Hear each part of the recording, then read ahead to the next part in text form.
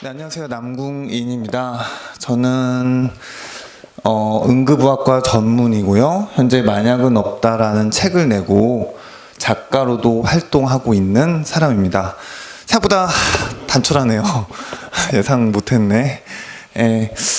이 중에 혹시 의사 있으세요? 아니면은 뭐 작가 있으세요? 그죠? 작가 글 쓰신 분이세요? 어떤 글 쓰세요? 그런 글 쓰시는 분이구나. 네, 어쨌든 의사는 없을 것 같았어요. 다행히. 그래서 제가 오늘 강연 요청을 받은 게 한 2달 전에서 3달 전쯤 돼요. 그래서 받았는데 이 같이 강연 나오는 분들이랑 이런 단체나 이런 걸 좀 생각했을 때 제가 어떤 얘기를 할 수 있을까를 좀 고민을 많이 했어요. 그러니까 다들 좀 훌륭하신 분들, 뭐 교수님들이나 이렇게 좀 나이 지긋하신 분들이 나와서 좀 엄숙하게 생명에 대해서 이야기하고 그런 시간이더라고요. 그래서 저도 그런 이야기를 풀어가야 할까 생각을 했거든요. 뭐 저희도 그 교과정의 생명윤리라든지 그런 것들 많이 배우고 저도 잘 알고 있고, 그래서 그런 쪽으로 준비해 나오면은 또 그런 얘기는 할 수 있지만 좀 재미없잖아요. 그런 거 무슨 종교학적 관점 뭐 이런 식으로. 그래서 저는 실은 또 그렇게 엄숙하게 그런 학문적으로 얘기를 할 위치의 사람이 아니라고도 생각을 했어요. 그래서 저는 좀 최대한 편하게 좀 이 얘기를 풀어가야 되겠다라고 생각해서 좀 여러분들이 흥미있을 내용으로 오늘 준비를 했어요. 그럼 지금 몇 명 계신 거죠? 이게 관계자 말고 순수하게 오신 분은 한 7명 계신 건가요? 네, 반갑습니다. 기억하겠습니다. 7명. 네. 그래서 오늘 이 의학과 인문학의 만남이에요. 뭐 어쨌든 저는 의사기도 하고 작가기도 하니까. 그래서 의사인 면이랑 작가인 면을 1시간씩 보여드리려고 해요. 의사인 면이랑 작가인 면이랑. 그래서 원래 남 인생 얘기가 재밌잖아요. 남이 무슨 일을 하는지, 어떤 일을 어떻게 하고 있는지, 그런 것들이 재밌잖아요. 그래서 그런 얘기를 하려고 해요. 그런 얘기가 가장 흥미롭게 들으실 수 있을 것 같아서. 그래서 1부는 의사로서의 남궁인입니다. 의사로서의. 자, 저는 응급의학과 의사예요. 응급의학과 의사가 뭔지 정확히 아신다. 손 한번 들어보세요. 이제 남궁인이라는 사람 들어본 적 있다. 맞다. 이거 들어보신 적 있고 그러면은 4분은 아예 그 금시초문이고 3분은 아시는 거고요. 어떻게 그냥 글 보신 건가요? 책 보셨어요? TV 나갔죠. 네, 참 TV가 참. 네, 어디서 보셨어요? TV. 네, TV. 글은 보신 적 없고. 네. TV 혹시 보신 적? 책 보셨어요? 감사합니다. 네. 이제 8명 됐네요. 자, 그러면은 저에 대한 정보가 전혀 없으신 분들이라고 제가 알았으니까 더 잘 됐네요. 저는 응급의학과 의사예요. 응급의학과 의사가 뭔지 되게 사람들은 잘 몰라 해요. 그런 게 있어? 뭐 응급학과 의사? 응급의? 뭐 이런 식으로. 정식 명칭이 응급의학과 의사예요. 그래서 응급실에서만 있어요. 응급학과 의사는. 뭐 내과 의사는 내시경실도 가고 어디도 가고 뭐 이렇게 돌아다니겠죠. 뭐 외과 의사는 수술방도 가고 뭐 중환자실도 가고. 근데 응급실은 중환자실에 환자를 입원시켜 놓지 않는 한 응급실에서만 있어요. 응급실에서만 거의 살다시피 해요. 근무진 응급실이에요. 그래서 거기서 모든 환자를 다 보는 게 응급학과 의사예요. 응급학과 의사는 접수하고 딱 그 환자가 접수라는 걸 하죠. 전산상에 이름을 입력을 해요. 그러면은 제가 보고 있는 화면에 거의 딜레이 없이 즉시 떠요. 그러면은 그 순간부터 제 책임이 되고 그때부터 이제 제 업무가 시작이 돼요. 그래서 모든 환자를 다 보는 게 응급학과 의사예요. 그래서 모든 환자는 다 응급학과 소속이고, 근데 이 소속은 나중에 약간 바뀌거나 그럴 수 있어요. 나중에 좀 말씀드릴게요. 그래서 이 환자가 뭐 그 응급실은 중요도, 환자의 중증도대로 진료를 한다고 하죠. 그래서 이 환자를 이 의사가 안 봐주는 거는 중하지 않기 때문이니까 좀 기다려라 이런 얘기 하잖아요. 근데 실은 중한지 안지 알려면은 좀 보긴 봐야 돼요. 그렇죠. 이렇게 얼굴에도 봐야 돼요. 그래서 이 말하자면은 접수가 됐다, 이 환자가. 그래서 이름이 떴어요. 이름이 초 단위로 그 시간이 찍히거든요. 근데 제가 바빠서 이 환자를 한 10분, 20분을 못 봤어요. 근데 20분 있다 가서 보니까 죽을 사람이에요. 그러면 이 20분이 다 제 책임이거든요. 그 20분 딜레이 된 게, 그 20분 동안 의사는 뭐 하고 있었냐. 뭐 전 노는 건 아니고 딴 일을 하고 있었는데 그게 책임이 된 거예요. 그래서 모든 내원하는 환자를 즉시 일단 봐야 돼요. 즉시. 그래야지 이런 책임이라든지 내지는 그 환자한테 충실할 수가 있어요. 이런 일을 하고요. 그래서 이 응급실이라는 공간 안에 실은 엄청나게 많은 사람들이 있어요. 환자도 있고 보호자도 있고 의사들도 많이 돌아다니고 딴과 의사들도 오고 회진도 돌고 뭐 누가 청소도 하고 뭐 그 엑스레이 찍으러도 다니고 간호사들도 다니고 되게 많이 다니죠. 근데 그래서 이 사람들이 이것저것 많은 술기도 하고 많은 그 치료도 하는데 이 모든 것들 다 총괄해야 돼요. 다 알고 있어야 돼요. 응급학과 의사가. 일단 이런 사람이에요. 그래서 병원 정문 보면은 정문 앞에 다 응급실 크게 있죠, 이렇게. 그래서 그 외래 이 모든 급한 환자는 다 무조건 응급실로 가요. 병원에서. 그냥 기다릴 수 있고 그런 사람들은 외래로 이렇게 걸어가는데 일단 119를 타고 병원에 가면은 무조건 응급실로만 갈 수 있도록 법적으로 돼 있어요. 그래서 119 타고 온 사람들은 무조건 응급실에서 다 받습니다. 그래서 환자가 입원하는 통로예요. 한 응급실에서 3분의 1, 특히 중환자실에는 반 이상이 응급실 통해서 입원한 환자들이에요. 환자들은 진짜 많이 와요. 이런 식으로. 그냥 거의 뭐 별 사람들이 다 몰려옵니다. 환자들은 정말 많아요. 이따가 또 얘기를 할 겁니다. 환자 많은 거는. 그래서 저희 목표는 응급실에 있는 환자가 2시간 이내에 결정이 되는 거예요. 2시간 이내에. 환자가 이 2시간이 넘어가면은 그 응급실 배드는 한정돼 있고 사람들은 계속 들어오는데 이 환자가 지체되거나 이렇게 과밀화가 될 수 있겠죠. 이거는 약간 문제가 될 수 있어서 결국은 이 환자를 2시간 이내에 이 응급실 밖으로 내보내는 게 일이에요. 그래야지 응급실이 딱 깔끔하게 컴팩트하게 급한 사람만 계속 보는 식으로 돌아갈 수 있어요. 그게 현재 안 돼서 문제죠. 왜냐면은 뭐 서울대병원 빅5에 뭐 쏠림 뭐 이런 것도 있죠. 서울대병원은 뭐 복도에서 수혈하고 이런 것들이 저런 것들이 안 돼서 된 문제인데 어쨌든 원칙상은 저렇게 해야 됩니다. 그래서 이 2시간 내에 그 해결해야 되는 4가지가 입원, 퇴원, 전원, 사망이에요. 이 넷 중에 하나가 돼야 돼요. 그래서 마담 배가 아파서 왔어요. 그러면은 낫는다. 그러면은 퇴원이죠. 근데 안 낫는다.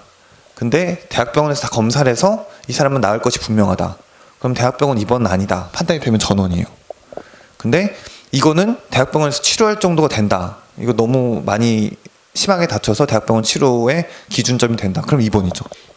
아니면은 그 사이 죽거나 그런 식으로 결정을 해야 됩니다. 그래서 아주 컴팩트하게 돌아가요.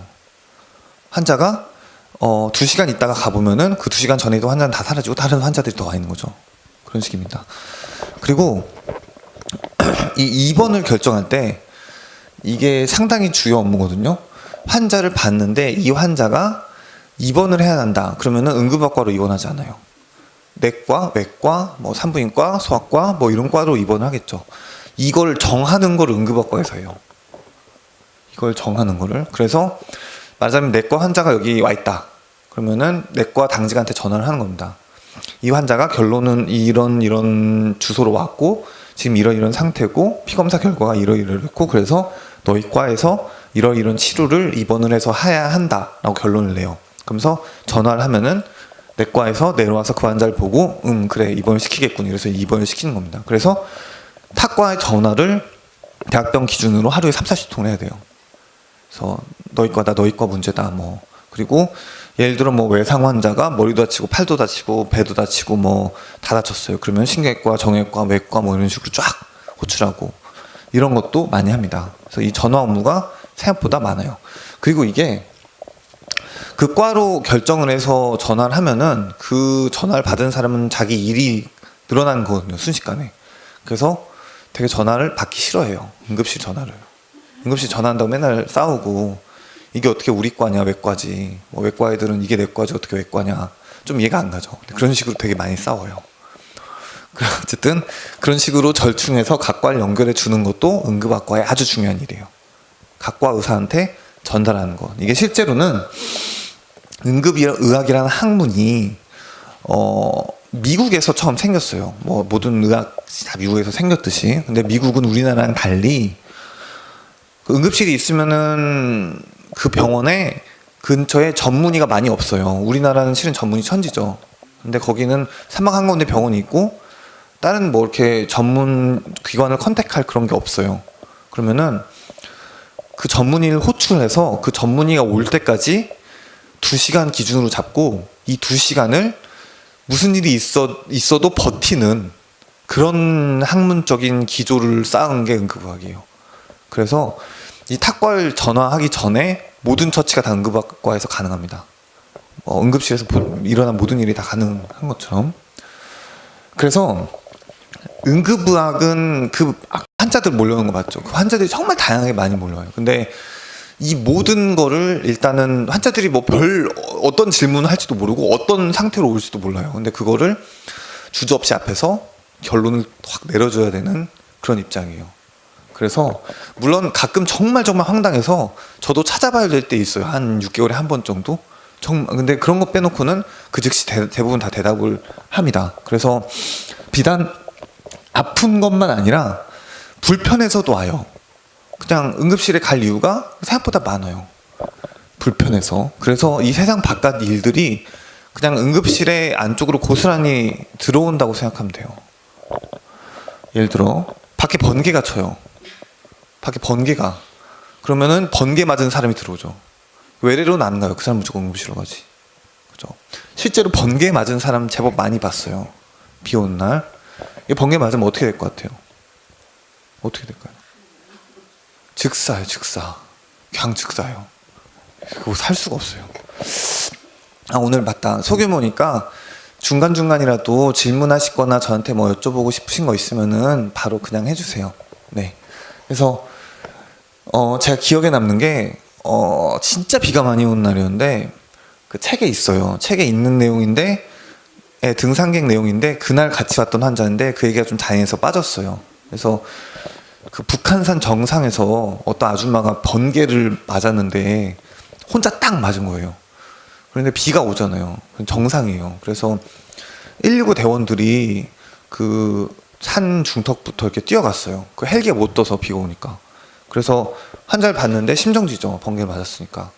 그러면은 우리가 심폐소생술을 해야 돼요. 심폐소생술 이렇게 흉부를 이렇게 세게 누르죠. 근데 병원에 들고 와야 돼요. 누르면서. 근데 산 위에요. 그거 어떻게 할까요? 2명이 들고 1명이 누르는 거예요. 그러면 그 아줌마 1명 들기 되게 힘들잖아요. 비 오는데. 근데 그걸 들고 1명이 이거 눌러야 되는 거예요. 그거 얼마나 힘들었겠어요. 그죠?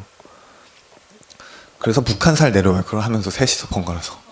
그래서 그 비 우산도 맞을 수가, 우산도 없죠. 당연히. 그래서 비 완전 쫄딱 환자랑 다 같이 맞고 들어왔어요.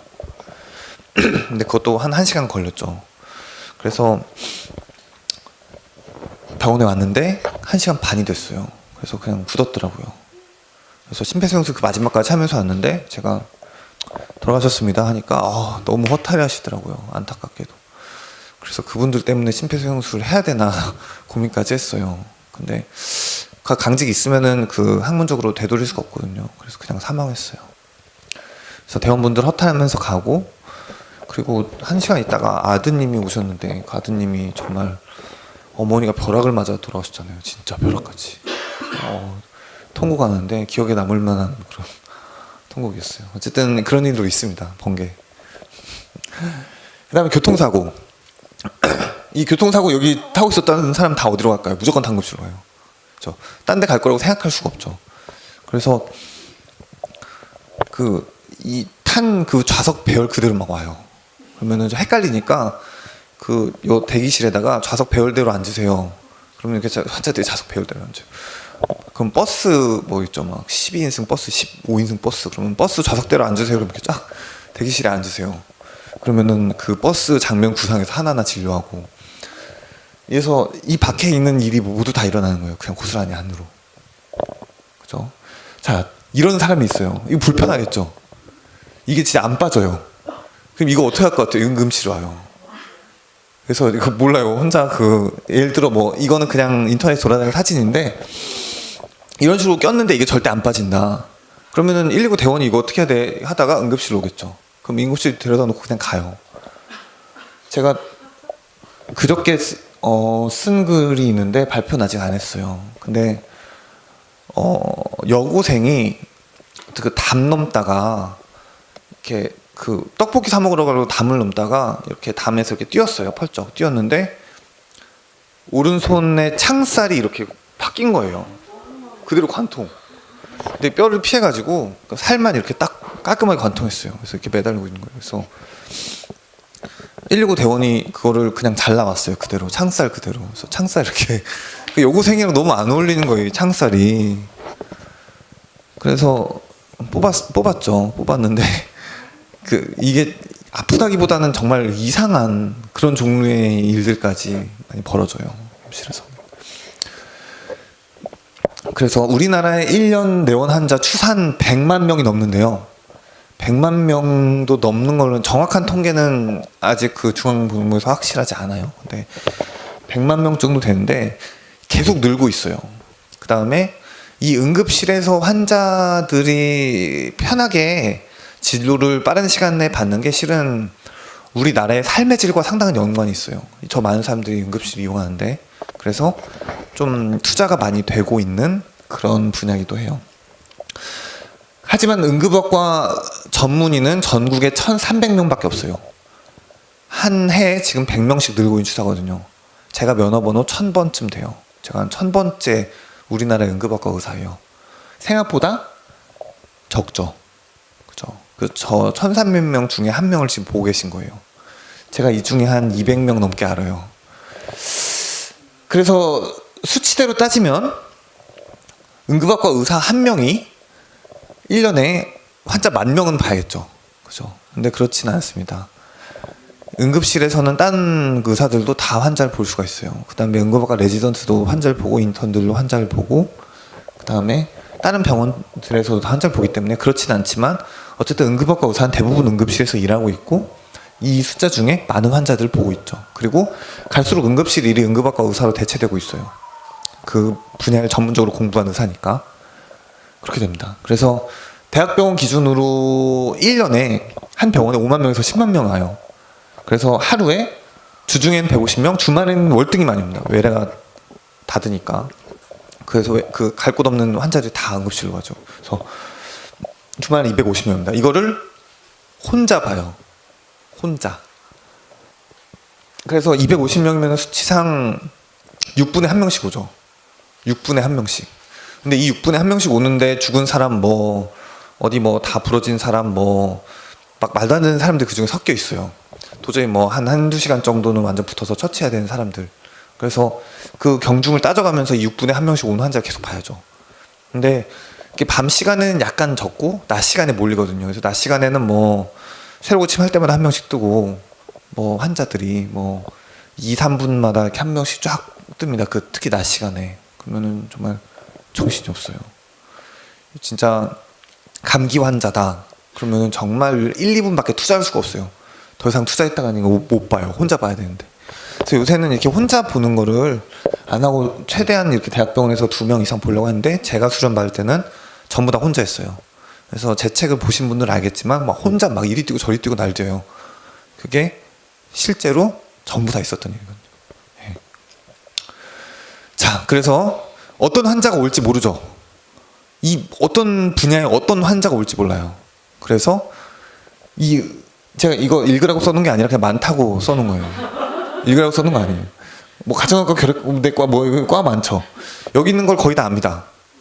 근데 실은 의사면은 여기 있는 걸 대충 다 알아요. 특히 메이저면은. 근데 이런 탁과의 프로세스나 탁과가 어떻게 그런 치료가 진행되는지랑 이런 것들을 전문적으로 좀 더 공부하는 그런 과라고 볼 수가 있어요. 그래서 이런 과 친구들 있죠. 이 모든 과에 제 친구들이 다 한 명씩은 아니고 많이 있어요. 그럼 이런 과 애들이 약간 문제들이 겹치고 애매할 땐 그냥 응급학과한테 전화합니다. 그래서 뭐 예를 들어 친구가 안과 의사인데 감기가 걸렸어요. 그러면은 애매하니까 응급학과한테 전화해요. 야, 감기인데 나 어떡하냐, 뭐 이런 식으로. 그래서 이 분야를 일단 대충 전문적으로 거의 다 파악하고 알아야 되는 과예요. 그렇죠. 이 중에 응급일수록 더 잘 알고요. 이것뿐만이 아니라 응급실에서만 보는 그런 것들이 따로 더 많이 있어요. 응급학만의 분야. 고산병. 고산병 환자 어디로 갈 것 같아요? 응급실로 가죠. 저 은근히 우리나라에 고산병으로 막 쓰러져서 오고 이런 사람들은 실은 없어요. 거의. 근데 어쨌든 이런 것도 저희 응급학 쪽에서 보는 그런 학문이긴 해요. 고산병 치료제가 뭔지 아시는 분 있어요? 티벳 갔다 오셨어요? 저도 티벳 갔었는데 이따 티벳 얘기 나올 겁니다. 고천이요? 저 베이스 캠프 갔었는데. 근데 비아그라요. 비아그라요. 그래서 이걸 달라고 환자들이 옵니다. 여기 네팔 갈 거니까 비아그라 달라고. 네. 그러면은 그러니까 약을 달라고 오면 비아그라를 주는 거죠. 그러면서 이거 성적으로 흥분할 가능성이 있으니까 조심해서 먹어라. 그렇게 하는 거죠. 동상, 이건 실제로 봅니다. 동상 딴 과에서는 치료 이거 안 해요. 저희가 합니다. 이거 막 피부 썩고 막 그러죠. 특히 강원도 쪽 응급학과 선생님들이 아주 많이 봐요. 그 다음에 잠수병, 이거 제법 많이 해요. 근데 우리나라의 잠수병은 대부분 순천향대학교랑 이 강 근처에 있는 학교들 있죠. 그쪽에서 많이 보고 저희 쪽은 간혹 와요. 전 고려대학교 나왔거든요. 고려대학교 병원 근무했거든요. 그래서 순천향대학교가 특히 거기가 자살하는 사람들 많아서 거기 익사자들 꺼내서 다 글로 가요. 정해진 것처럼. 그래서 그 데이터 만들어서 맨날 논문 써요. 익사자들의 뭐 예후와 뭐 이런 것들. 그다음에 뭐였지? 화상. 화상 사진을 찾는데 화상 사진이 정말 잔인한 게 많더라고요. 그래서 가장 안 잔인한 걸로 골랐어요. 제가 지금 내일부터 작업 들어갈 에세이가 제가 안산병원에 있는데 안산에 그 공단이 많아요. 근데 그 공단에서 용광로가 터졌는데 그 남자 7명이 용광로에 서 있다가 터진 거예요. 그래서 7명이 완전 다 구워졌어요. 그래서 다 목숨만 딱 살아 있는데 옷 다 타서 하나도 안 남고 다 완전 나체로웠어요. 근데 이 털까지 다 타요. 머리도 하나도 안 남고 이 뭐 음모니 뭐 하나도 안 남은 다 이렇게 타서 오셨어요. 괜찮으세요? 네. 근데 이게 저희 병원은 3명만 왔거든요. 그 4명은 딴 데로 가고. 근데 이게 3명이 왔는데 그 1명만 온 의료진이 달라붙어도 되게 마비예요. 3명이 오니까 대원들한테 화냈어요. 왜 3명이 나왔냐 그랬더니 현장에 7명이 있었다. 그러니까 할 말이 없더라고요. 그래 3명 받아라. 그래서 저희 그 테이블이 3개가 나란히 있는데 중환자 테이블이 거기 3명이 나란히 이렇게 누운 거예요. 그 나체로 이렇게 떠는데 다 전부 아예 그냥 몸에 불이 붙어가지고 1%도 안 남은 거 다 탔어요. 온 전신 등까지 다. 근데 그러면은 자세가 이렇게 똑바로 못 눕거든요. 이렇게 등만 대고 이런 식으로 누워야 돼요. 근데 얼마나 춥겠어요. 지금 체온도 잃고 수액도 잃고 그래서 이렇게 시커멓게 돼가지고 이렇게 바들바들 떠는 거예요. 근데 이게 사람이 결국은 동물이거든요. 그래서 태우면은 그 냄새가 똑같이 나요. 그 동물 탄 냄새랑. 특히 이거는 밖에서 구운 거잖아요. 이것도 감전될 때 냄새랑 약간 달라요. 근데 밖에서 태운 거니까 장날 돼지 바베큐 돌렸을 때 탄 냄새 있죠. 그런 냄새가 되게 나는 거예요. 3명이나. 그래서 막 온 병원에 인턴 다 부르고 그러다가 1명 죽고 2명 간신히 살려서 보냈는데 그 사람들도 어쨌든 그런 얘기를 내일 써야 돼요. 지금 화상도 별의별 일이 다 있어요. 막 용광로도 담그고 그러면은 어쨌든 네, 지역적인 얘기 이렇게. 감전도 많이 와요. 감전. 이게 기억에 남는 감전이 그 전봇대 그 수리공인데 술을 먹고 실수한 거예요. 그래서 그 전봇대를 그 만지다가 감전된 거는 거의 그 원숭이가 나무에서 떨어진 거잖아요. 그 직업인데. 근데 진짜 술 많이 드시고 약간 이렇게 거치다가 감전되신 건데, 그 전봇대를 그냥 만졌으니까 그거 얼마나 심해요. 그래서 그 만진 팔 잘랐어요. 그다음에 다리 2개로 나갔는데 다리 2개 다 자르고, 뭐 끔찍했어요. 정말 이 흉벽이 다 타가지고 이 안쪽에 막 폐가 보이는 거예요. 막 이렇게 움직이는 게. 이런 것까지 다 봅니다. 이게 당급학과가 다 봐요. 그래서 결국은 이 막 흉벽 맞고 방사능 노출 은근히 와요. 방사능 노출 된 것 같다. 이런 것도 많이 오고요. 그러면 이런 것도 다 계산해서 해줘야 됩니다. 그거 외에 뭐 병원 내에서 뭐 주사 찔린 사람, 그 다음에 독사도 많이 와요. 지금 사진은 안 나오는데, 독사가 우리나라는 살모사 한 종류거든요. 근데 그것도 은근히 죽기도 해요. 그 간 안 좋으신 분들은 독사 물리면 죽기도 해요. 그래서 그런 분들도 많이 오시고, 이게 당급학과만의 분야예요. 그리고 또 자살 환자가 정말 많이 봅니다. 제 책에도 정말 자살 환자들 많은데, 제가 지금 장편 소설을 작업하고 있는 게 있어요. 근데 그게 책 제목이 그날의 자살자들이에요. 그래서 그 자살 환자들만 장편 소설로 쓰려고 해요, 제가.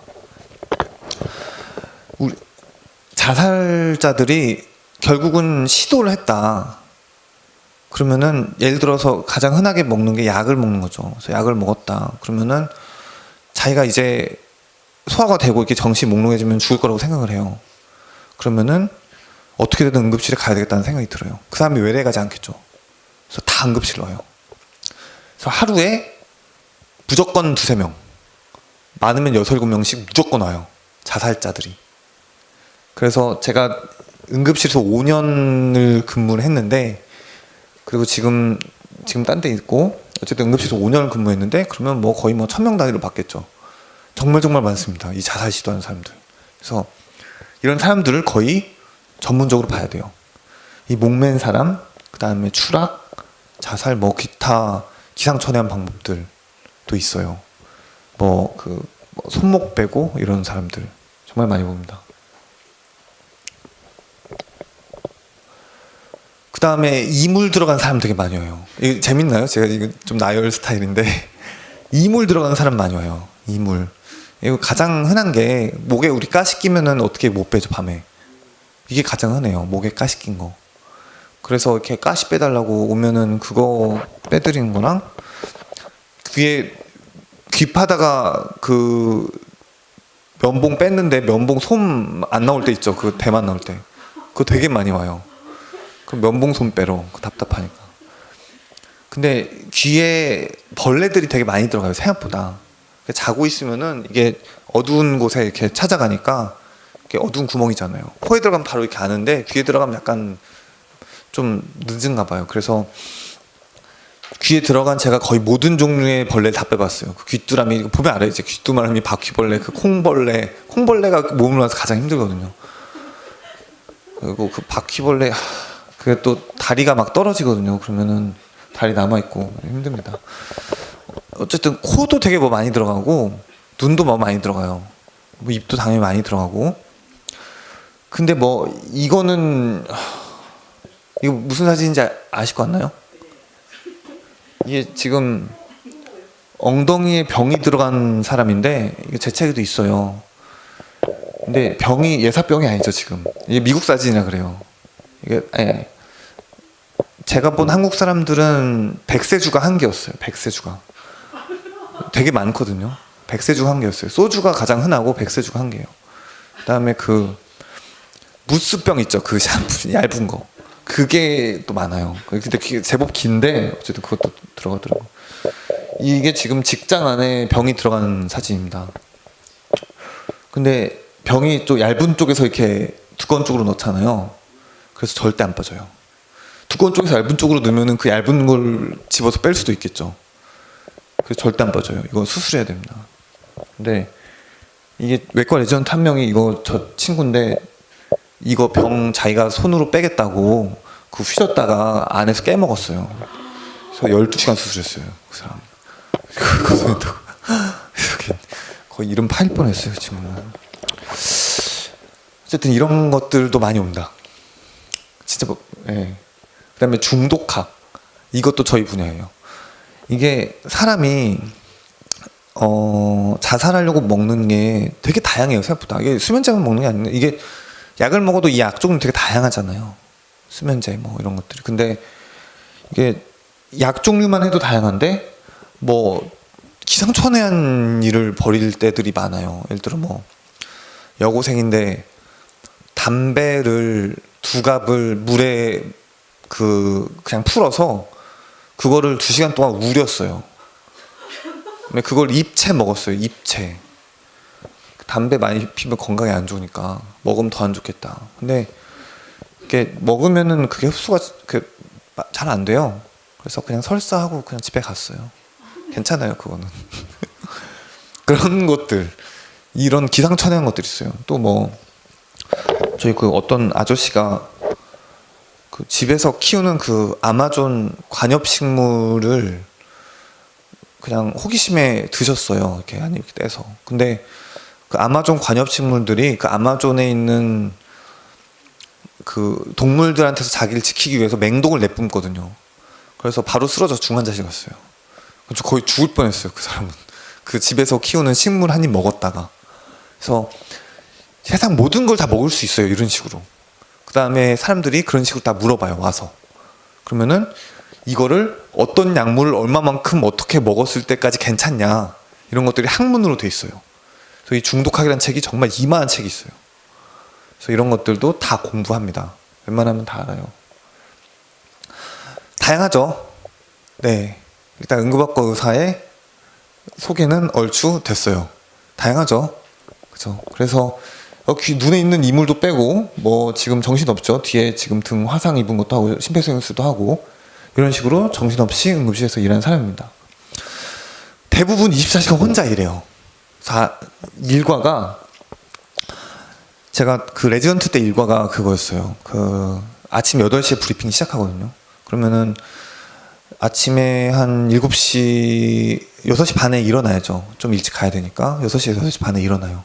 그래서 그냥 막 수면 부족으로 죽은 듯이 응급실에 실려 가요. 그래서 가서 환자 파악하고 8시부터 브리핑하고 그다음에 회진 돌고 그때 아침에 오는 환자들 봐요. 그다음에 10시부터 일과가 시작해요.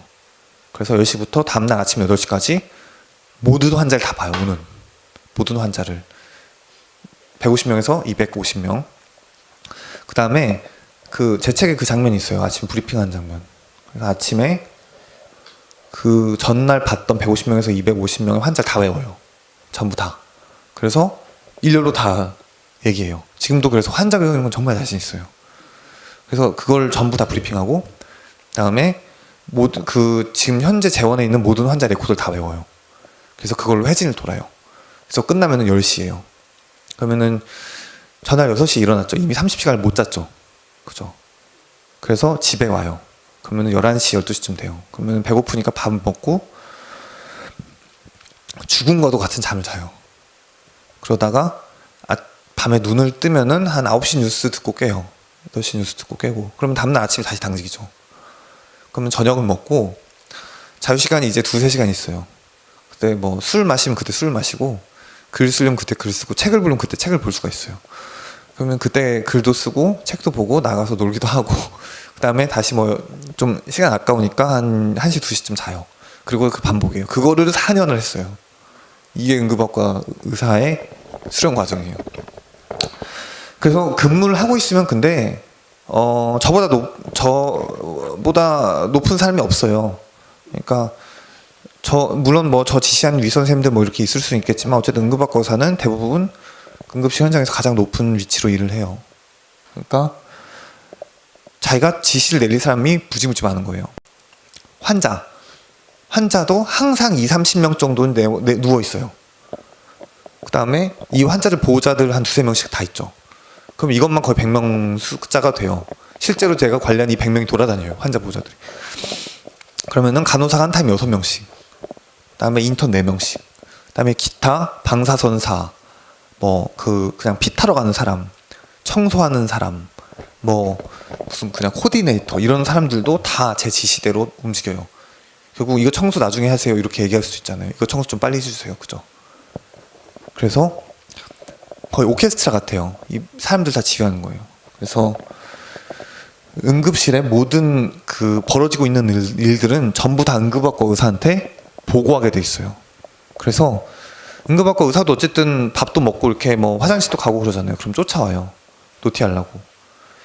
그쪽에서는 그렇게 알리고 저의 그 코멘트를 받는 게 일이거든요. 그래서 계속 쫓아와요. 그래서 잠깐만요.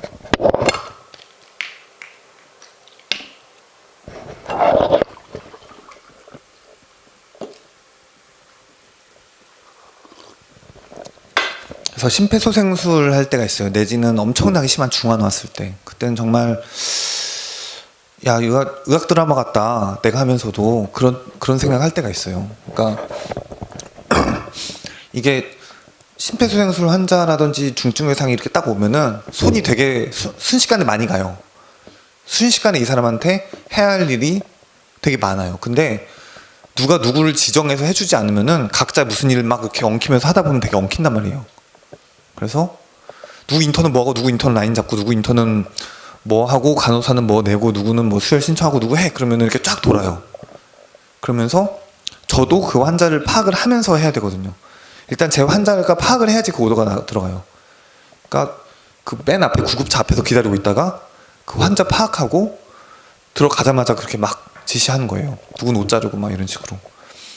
그래서 정말 제가 하고 있지만 의학 드라마 같다 이렇게 생각할 때가 있어요. 그럴 때는 네. 그래서 그런 약간 결단력이나 이 단호하게 모두가 제 지휘를 기다리고 있으니까 그런 결단력이나 이런 게 상당히 많이 필요해요. 그래서 되게 고돼요. 이게 또 결단이 필요한 건데 이게 드디어 이제 응급학과 의사에서 생명윤리 쪽으로 넘어왔어요. 제가 생명에 대해서는 그리 길게 얘기 안 할 건데 근데 이쪽으로 넘어온 거예요. 사망선언을 제가 직접 한 사람이에요. 제가 지금까지 사망선언한 사람이 1000명은 안 되고 100명은 넘어요. 500명도 되려나? 어쨌든 상당히 몇백 명 정도 된단 말이에요. 근데 이 사망선언하는 시점이요. 이게 책에 이런 환자가 돼서 이런 상태가 되면 그땐 사망이다 라는 구절은 제가 지금까지 본 모든 의학서적 중에 한 구절도 없어요. 그런 거 나와 있지 않아요. 그런 거는 정해져 있지 않아요. 왜냐? 현장에 있는 사람이 책임지고 그거 하는 거예요. 사망선언 시점은 교과서가 아니라 그 의사가 그 환자를 포기할 때가 사망선언 시점이에요. 그래서 문헌상으로는 정확히 나와 있지 않거든요. 자, 예를 들어 심정지 순간은 명확하죠. 사람이 심장이 멎었을 때. 근데 그러면은 의사는 이 심정지를 돌이키려고 노력을 하게 돼요. 그래서 심폐소생술을 하겠죠. 그러면서 가진 조치를 자기가 할 수 있는 만큼 다 취하겠죠. 그러다가 이거는 의학적으로 그리고 내 경험상 도저히 안 되겠다라고 느낄 때 그때 시계를 보고 지금 7시 54분 모모씨 돌아가셨습니다 라고 얘기해요. 이런 생각이 당연히 들 수 있죠. 2분 더 하면 이 사람 살 수 있지 않을까? 5분 더 하면 살 수 있지 않을까? 그런 생각이 당연히 들어요. 근데 어쨌든 끝은 있어야 된단 말이죠. 이 사람을 또 계속 할 수는 없어요. 그 다음에 의학적으로도 맞지 않는 일이고. 근데 이 사람은 내 말대로 죽으니까 약간 후회하거나 그럴 수 있죠. 이 타이밍 결정하는 게 되게 어려워요. 이 자신도 만족할 수 있고 이 환자한테도 누가 되지 않고 정말 그러니까 만약은 없을 수 있는 그런 시점을 결정하는 게 정말 단어가 정말 어렵습니다. 처음에는 정말 힘들었어요. 게다가 그 사람이 죽은 사람이에요, 실제로. 그러니까 심정지가 와서 죽음이 거의 확실하거나 그 사람은 심폐소생술을 하지 않으면은 100% 죽어요. 심정지 환자가 아무런 조치도 취하지 않고 안 하는데 그냥 돌아오는 경우 자체는 없어요. 그러니까 아무 조치를 취하지 않으면 죽는 사람이에요. 근데 그거는 보호자들이 모르죠. 저만 알아요. 이 사람이 어떤 상태인지. 그러다가 그 사람은 이미 거의 죽을 사람이라고 전 알고 있었는데 심폐소생술 하다가 도저히 안 되겠다고 해서 몇 분 돌아가셨습니다라고 얘기하면은 보호자들은 환자가 그때 죽었다고 생각해요. 그렇겠죠. 쓰러졌을 때 죽었다고 생각 안 해요. 그래서 그 사람 이름 부르고 몇 분입니다 하면은 그때 순식간에 통곡해요. 모든 사람들이 다. 그러면은 뭐 임종 보려고 뭐 막 몇십 명씩 와 있을 거 아니에요. 그럼 그 사람들이 한 번에 통곡해요. 근데 이게 누구 친구 옆에 울어도 되게 힘들잖아요. 옆에 친구 울어도 자기 왠지 눈물 나고 TV에서 누구 울어도 되게 자기도 울고 싶고 그러잖아요. 근데 그 사람들이 진짜 슬퍼서 우는 거예요. 진짜 자기 가족이 죽었으니까. 이거 견디는 게 되게 힘들어요. 처음에는 그래서 혼자 가서 울다 오고 막 감정이입했다고 울다 오고 그런 것도 많이 겪었어요. 실은 그 앞에서 우는 의사는 그리 좋은 의사는 아니에요. 그렇죠. 그 보호자들이 의사도 울고 있으면 이게 좀 냉철하지 못한 사람인가? 뭐 죽음에 뭔가 좀 문제가 있었나? 이런 식으로 생각할 수도 있잖아요. 그러니까 보호자들이 바라는 의사 상이 그게 아니에요. 그래서 좀 냉철할 노력을 합니다. 근데 감정적으로는 아주 그런 식으로 힘든 작업이기도 해요. 자, 그래서 저는 어쨌든 의사예요. 의사. 그래서 이런 지금까지 말한 직업적 환경에서 계속 일해왔어요. 무조건 사람을 살려야 한다. 이게 그래서 저희 그 의사들의 생각이에요. 이게 아까 말하는 대로에서 방송에 나온 그 얘기인데 실제로 있었던 일이에요. 이거 두부의 상환자 있었어요. 두부의 상환자가 그 교통사고를 냈는데 음주운전으로 교통사고를 내는 사람 생각보다 많아요. 되게 많이 오는데 그 중에서 꼭 그 소형차 탄 사람들이 정말 많이 다쳐요. 근데 이 사람이 정확히 음주운전을 해서 소형차를 딱 탔어요. 근데 술을 너무너무 많이 마시고 자기가 운전했다는 기억도 못하는 사람이죠. 그래서 다쳤는데 머리도 터지고 그다음에 복강도 이렇게 터져가지고 복강 터지는 거 이렇게 복강 터지면 안쪽에서 피가 나오거든요. 배가 이렇게 부풀어요. 그다음에 다리도 완전 으깨졌더라고요. 다리 지나갔나 봐요, 차가. 그런데 거의 죽을 고비에 있었어요. 근데 경찰이 막 같이 따라와가지고 이 사람 그 운전하다가 앞에 있는 차 받았는데 앞에 있는 차 2명 즉사했다고 깔려서 즉사했다고. 근데 여자 둘 탔대요. 근데 이런 뭐 살인자거든요. 뭐 살인자죠. 이게 과실치사예요. 그리고 방금 2사람 깔아 죽었어요. 이게 둘이 죽고 하나 다친 거는 이렇게 차 타고 올라간 거거든요. 그럼 와, 그거 진짜 잔인하게 죽은 거거든요. 지금 그 장면이 제가 보이는데도 이 사람을 어쨌든 그 피칠갑을 하고 왔는데 최선을 다하지 않다든지 범죄자라고 이렇게 생각할 수가 없었어요. 일단 살려야죠. 이 사람을 살려서 어떻게든 그 자기 죄를 돌아본다든지 그런 식으로만 할 수 있으면 좋겠다 이런 식으로 매달렸어요. 근데 결국은 이게 배가 부풀어가지고 수술해야 되겠는 거예요. 근데 이게 주민증도 없어요. 신원 확인도 안 되고 이게 경제적으로 돈도 낼지 안 낼지도 몰라요. 그 보호자도 당연히 없고 게다가 범죄자고. 근데 수술을 해도 죽고 안 하면은 진짜 죽을 것 같은데 해도 이렇게 배 터져가지고 죽을 수 있을 것 같은 거예요. 근데 이거 외과 의사들이 집에 자고 있다 달려와서 이 수술했어요. 그래서 이 사람 살렸어요. 그래서 이 사람 의족 달고 머리도 약간 바보처럼 됐는데 살았어요. 이 환자가 보호자랑 이제 보호자한테 수술비 청구하니까 보호자는 저한테 뭐라 그러고 얘 지금 뭐 과실치사 얘 죽는 게 나았다. 환자도 자기는 죽는 게 나았다고 그런 식으로 얘기를 하더라고요. 근데 절대 그렇게 얘기할 수 있는 저희 입장이 아니에요. 무조건 사람 살려야 되니까. 그래서 저는 어쨌든 절대 그런 일을 할 수 있는 사람은 아닙니다. 살려야 되는 사람이었습니다.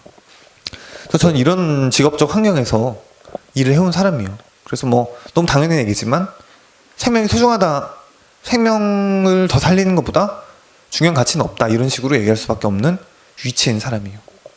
자, 이국종 교수님 들어보신 적 있어요? 자, 저런 분이 계세요. 약간 손석희 필 나죠? 요새 손석희 되게 멋있는 분이에요. 저 응급학과에서도 상당히 유명하신 분인데 독설이랑 현실 비판을 엄청 잘하세요. 환자도 엄청 공격적으로 살리고. 그래서 옛날부터 그 중증 유상의 현실에 대해서 부르짖던 분이셨어요. 근데 석 선장님 살리고서 좀 그 화제가 됐고, 그것 때문에 중증 외상 센터가 또 화제가 됐어요. 그래서 몇백억 기금이 지금 들어가고 있어요. 좀 나아지고 있는데 또 뭐 두산에서 전주 얘기 죽고 뭐 그랬죠. 그래서 막 칼럼 써서 제가 돌리고 막 그랬죠. 어쨌든 당시 일화가 있어요. 그 이국종 교수님이 그 석 선장님이란 분이 소말리아에서 총을 맞아서 그 오만에서 병원에 입원을 해요. 근데 거의 뭐 생사의 기로에 있었어요. 근데 이국종 교수님이 파견을 갔어요. 한국에서 우리 국민을 살려라 이러고 오만까지 보냈어요. 그래서 오만에서 가서 봤더니 저 조치는 잘 해놨는데 여기가 중동국가라서 피가 없는 거예요. 그래서 수혈이나 뭐 이런 것들 때문에 장기적으로 치료하기 어렵다, 한국에 가자 그랬는데, 한국으로 더 헬기를 타고 한국에 가야 돼요. 오만에서. 이 이송 비용이 4억 4천만 원이었어요. 그래서 이것 때문에 해결이 안 돼서 4억 4천만이 갑자기 나와야 되잖아요. 해결이 안 돼서 그 오만에 있으니까 이국종 교수님 얘기했어요. 내 이름을 달아라. 내가 그냥 보증 서겠다. 그래서 왔어요, 이 사람이. 이게 되게 감동적이었죠. 4억 4천 그냥 내 이름을 달아라, 이 사람 살리게. 근데 이해할 수 있었어요. 이 사람은 직업적으로 한 생명을 책임진 사람이거든요. 그 사람이 그 위치에서 나올 수 있는 말은 그런 말밖에 없어요. 돈 됐다, 내 이름을 달아라. 그래서 실제로 그 현장을 보면은 이 사람 경제적으로 진짜 막 정말 끔찍하고 이거 다 아는 그런 뻔한 환자들이 많아요. 근데 의사들은 그런 생각보다 돈 생각 안 하고 그런 조치를 다 합니다. 그런 직업적 환경에 있어요.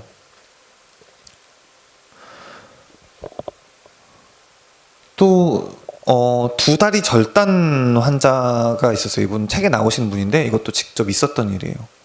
근데 이분은 이런 할아버지인데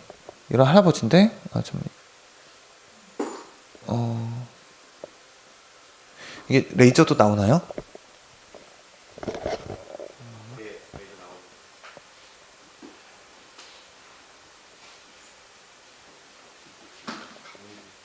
이거죠? 네. 네.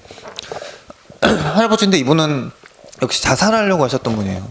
자살하려고 했는데 지하철이 이렇게 들어오는데 플랫폼에서 그냥 죽겠다 이러고 이게 뛰어내렸어요. 근데 뛰어내리고 선로 있죠. 그 선로를 밟고 뒤로 넘어졌어요. 근데 이렇게 몸이 둔하니까 벌러덩 넘어졌는데 지하철이 그대로 이렇게 밟고 지나간 거예요. 그래서 여기가 아니라 여기 위로 왔어요. 여기 위로 지하철이. 근데 지하철이 다리 지나가면 와, 그 정말 다 으깨져요. 완전히 다 으깨져요. 그러니까 이 지나간 부분 자체는 흔적도 없고 그 아예 그 터졌다는 느낌이 들거든요. 보면은 그런 할아버지가 왔어요. 근데 혈압 떨어지고 뭐, 네, 저는 살리는 입장이니까 간신히 살렸죠. 그리고 다리도 살릴 수 있나? 다리도 들고 왔어요. 그 119 대원이 다리 이렇게 2개 들고 왔어요. 의족 같더라고요, 의족. 다리 2개가 이렇게 아프잖아요, 그 순간. 그래서 발가락이 이렇게 뻗어 있는 거죠. 그 의족 같은 다리에. 그래서 그 의족 이렇게 주더라고요. 그래서 의족 받아서 이렇게 옆에 놓고 이렇게 네, 알겠습니다. 이렇게 두고. 그래서 그 단면을 이렇게 붙일 수 있을까, 이게 대서 이렇게 붙여 볼 수 있을까 이렇게 봤는데 도저히 못 붙이겠더라고요, 으깨져서. 그래서 그 그냥 파란 쓰레기통에 그 묶어서 버렸어요. 다리 이렇게 한 짝씩 이렇게 제가 버리고. 근데 할아버지한테 살렸습니다. 하지만 절대 이제는 못 걷습니다. 이렇게 얘기했거든요. 그러니까 할아버지가 자기는 죽으려고 했는데 지금 이제 못 걷게 되는 거냐고. 자기는 그냥 죽이던지 아니면은 뭐 2다리를 붙여내라고. 근데 할 수가 없죠, 둘 다. 그래서 아니요, 그냥 당신 이게 최선이고 저는 뭐 더 이상 할 말씀이 없습니다. 근데 보호자가 왔어요. 근데 보호자가 항의를 하는 거예요. 아, 병원에 왔는데 왜 다리를 못 붙이냐? 병원은 그거 다 붙여야 되는 거 아니냐? 그렇게 얘기할 법하죠. 그래서 제가 보여줬어요. 까서. 자, 이거 붙일 수 있을까? 이거 봐라. 그랬더니 뭐 난리가 났더라고요. 왜냐면 일반인이 봐도 그건 못 붙이는 다리거든요. 아비규환이었습니다. 아비규환이었어요. 그래서 이 얘기를 한 이유는 이 자살자들이 생각보다 되게 끔찍해요. 이런 식으로. 그게 생명의 소중함이랑 연결되는 그런 분야인데 저도 되게 우울증이 옛날에 심했거든요. 옛날에 책에도 그게 써 있어요. 우울증 심했다고. 실은 뭐 거의 제가 글을 되게 많이 썼는데 거의 뭐 한 우울병자의 기록이에요. 거의. 그래서 죽음에 대해서 많이 생각을 했는데 이런 걸 보고 부끄럽더라고요. 아, 이게 진짜 현실은 이게 아니구나. 진짜 내가 죽으려고 쉽게 얘기할 수 있는 게 아니구나. 이런 생각이 들더라고요. 그 다음 또 안락사에 관한 토픽이 하나 있어요. 제가 안락사에 관해서 하나 썼는데 안락사 현행법이 어떻게 되는지 아시나요? 어떻게 될 것 같아요? 대답해보고 싶은 안락사 현행법 어떻게 될 것 같다. 불법일 것 같다. 합법일 것 같다. 일부 합법일 것 같다. 자, 불법일 것 같다. 손. 그럼 합법일 것 같다. 아니겠죠? 그럼 부분적으로 가능할 것 같다. 그래요. 현행법상 우리나라는 원천적으로 안락사가 불법입니다. 절대 안락사는 용납되지 않아요. 그죠? 이게 현행법입니다. 근데 실제로 의사들이 그렇게 치료를 하고 있냐면 그렇지는 않아요. 왜냐하면 의사가 봐도 쓸데없는 치료들이 있거든요. 이거 실제로. 그리고 또 암 말기 환자 뭐 이런 환자예요. 그러면 이 암 치료되지 않는 거 알고 당장 죽을 거 아는데 이 사람 뭐 투석 돌리면은 한 3일 정도 더 살릴 수 있어요. 근데 투석 안 돌리고 그냥 죽게 놔둡니다. 의미 없으니까. 그것도 일종의 안락사죠. 그래서 그런 것들은 실은 안락사, 소극적인 안락사라고 볼 수가 있는 상태인데, 그런 식의 일들이 많아요. 그런 상태인데 그런 것들은 실제 현장에서는 하고 있는 상태예요. 하지만 현행법상 불법이에요. 그럼 어떻게 될까요? 현행법상 불법인데 현장에서 하고 있어요. 그러면은 소송 걸면은 걸릴 수가 있는 거죠. 그거 참 애매한 거예요. 그래서 예를 들어 그 보라매 사건 이런 거예요. 보라매 사건. 그 남편인가가 그 굴러떨어져서 뇌출혈로 거의 죽게 생겼어요. 그래서 보라매 병원 갔는데 그 아내가 퇴원하겠다고. 근데 퇴원하면 안 된다고. 근데 그래도 퇴원해야 된다고. 그런 식으로 아내랑 몇 시간을 싸웠어요. 절대 이 사람 죽는다고.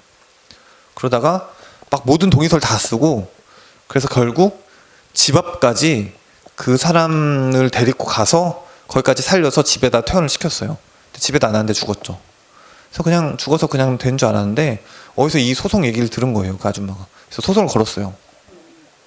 그런데 의사들한테 다 실형이 나왔어요. 다 실형. 그래서 거기 인턴이었던 교수 인턴이었던 사람 인턴은 안 받았고, 인턴은 그냥 오다리 그 밑에니까 그 레지던트랑 그 담당 교수랑이 실형이 나왔어요. 그래서 그 보라매 사건이 아주 큰 거였죠. 야, 이 안락사 진짜 처벌하는구나. 그래서 현행법은 그겁니다. 근데 의사의 입장에서는 이게 제가 쓴 내용도 환자가 경기 너무 오래 해가지고 제가 그 호흡기 끊는 내용이거든요. 근데 정말 끔찍한 그런 환자들이 많아요. 야, 이거 진짜 나라도 이런 상태로는 하루도 더 살기 싫겠다, 이런 것들이 많아요. 근데 어쨌든 앞서 말씀드린 것처럼 생명을 살려야 되는 그런 입장이에요. 그래서 안락사를 쉽게 찬성하거나 그럴 수는 없어요. 근데 다만 그런 끔찍한 현장이라든지 그런 게 있다는 걸 제가 직접 얘기할 수는 있겠죠. 그래서 이거는 현행법은 이렇다. 그래서 이 현행법에 대한 고찰은 필요할 것 같다. 왜냐면은 이게 다 환자랑 얘기해서 말하자면 소극적으로 약간 안락사 쪽으로 하기로 했는데 의사들도 소송 걸려야 되니까. 근데 물론 소송 걸리면은 지진 않아요. 치진 않아요. 정황이 너무 명확하면은. 근데 일단 소송 걸릴 수가 있다는 거예요. 불법이니까. 그거 자체도 이미 문제인 거죠. 현행법. 그 다음에 끔찍한 상태랑 생명을 무조건 살려야 되는 의사 입장. 이런 것들이 얘기할 수가 있는 지점이 되겠죠. 네. 1부는, 제가 준비한 1부는 여기까지고요. 혹시 질문이라든지 토론하고 싶은 내용 있으시면 말씀 주세요. 네. 일단 선생님 말씀 중에 한 가지 오류가 있어서 네네. 오란의 사건 네. 그것을 이제 의사를 고소한 사람은 와이프가 아니라 그 남자분의 환자분의 여동생이 아, 그랬나요? 예. 그래서 아내하고는 의견이 좀 달리 아, 그랬나 보다. 예, 이게 한 20년 넘은 사건이라, 예. 그래서 같이 들었으니까 네네네네. 감사합니다. 다른 걸 두 가지 궁금한 게 네네네. 우울증이 급심했다고 하셨는데 어떤 걸로 어떤 이유가 있어서 우울증이 급심했는지와 지금 얘기만 들으면 일반인이 생각하기에 진짜 사실 현실에서 한 번만 봐도 꿈에 나타날 정도로 너무 무섭고 경기날 이야기인데 그런 걸 현장에서 계속 보시면서 그걸 어떻게 뭐 마음 관리, 스트레스 관리를 어떻게 했는지 이것이 궁금합니다. 네. 일단은, 제가, 그 학생 때가 문학 청년이었어요. 문학 청년. 우울한 문학 청년. 그래서 세상 모든 것이 우울했어요. 정말 모든 것이 제 맘대로 안 된다고 생각이 들었고, 그래서 진짜 여자친구랑 헤어지면 우울하죠. 근데 그거 너무 심하게 가는 거예요.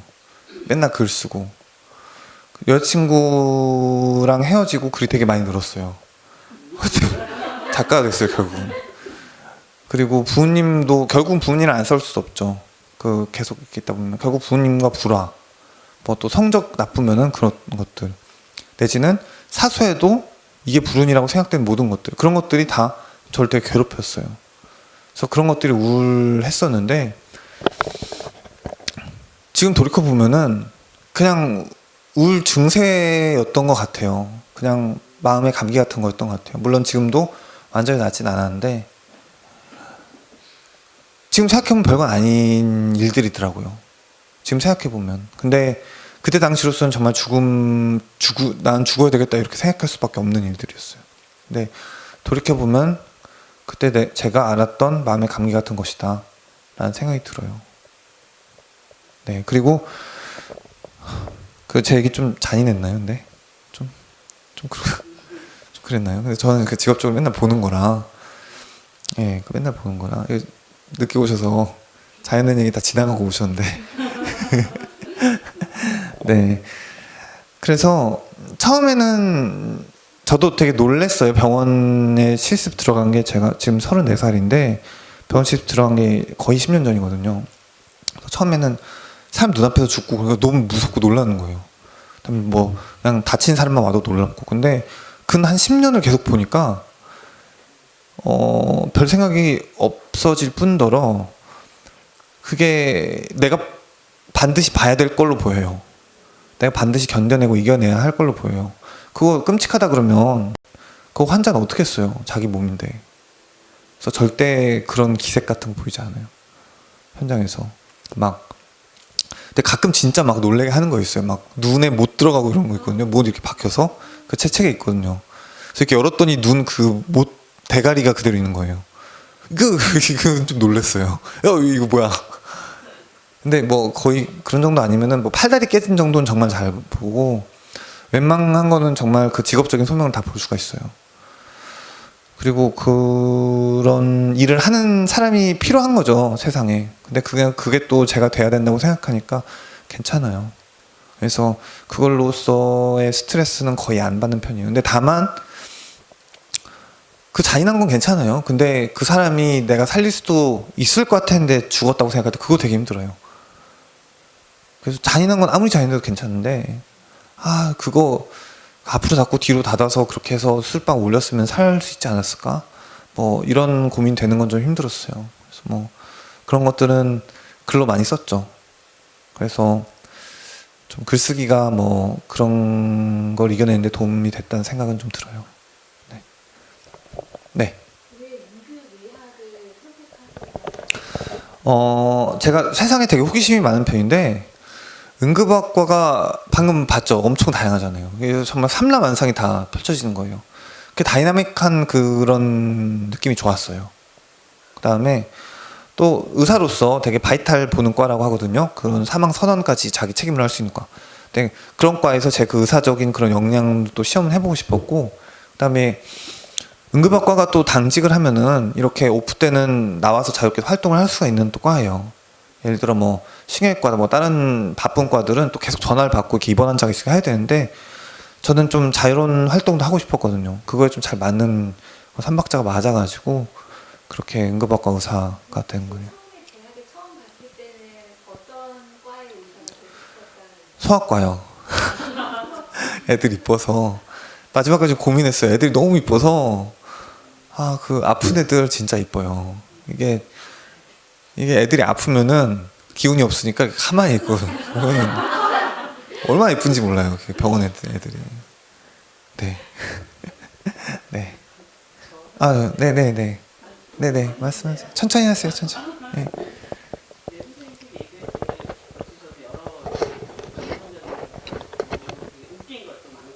감사합니다.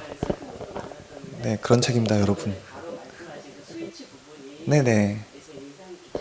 그래요. 선생님이 이제 두 가지 놓고 인간이 존엄하게 죽어야 될 것과 의사로서 살려야 된다는 의지 사이에 이게 고민이 되게 잘 드러난 그런 부분인 것 같아요. 그래서 그 존엄한 죽음이라는 건 이제 좀 전에는 의사 선생님 입장에서 말씀하셨잖아요. 그 존엄한 죽음 또는 인간이 존엄하다는 것은 어떻게 생각하시는지 그게 좀 궁금했어요.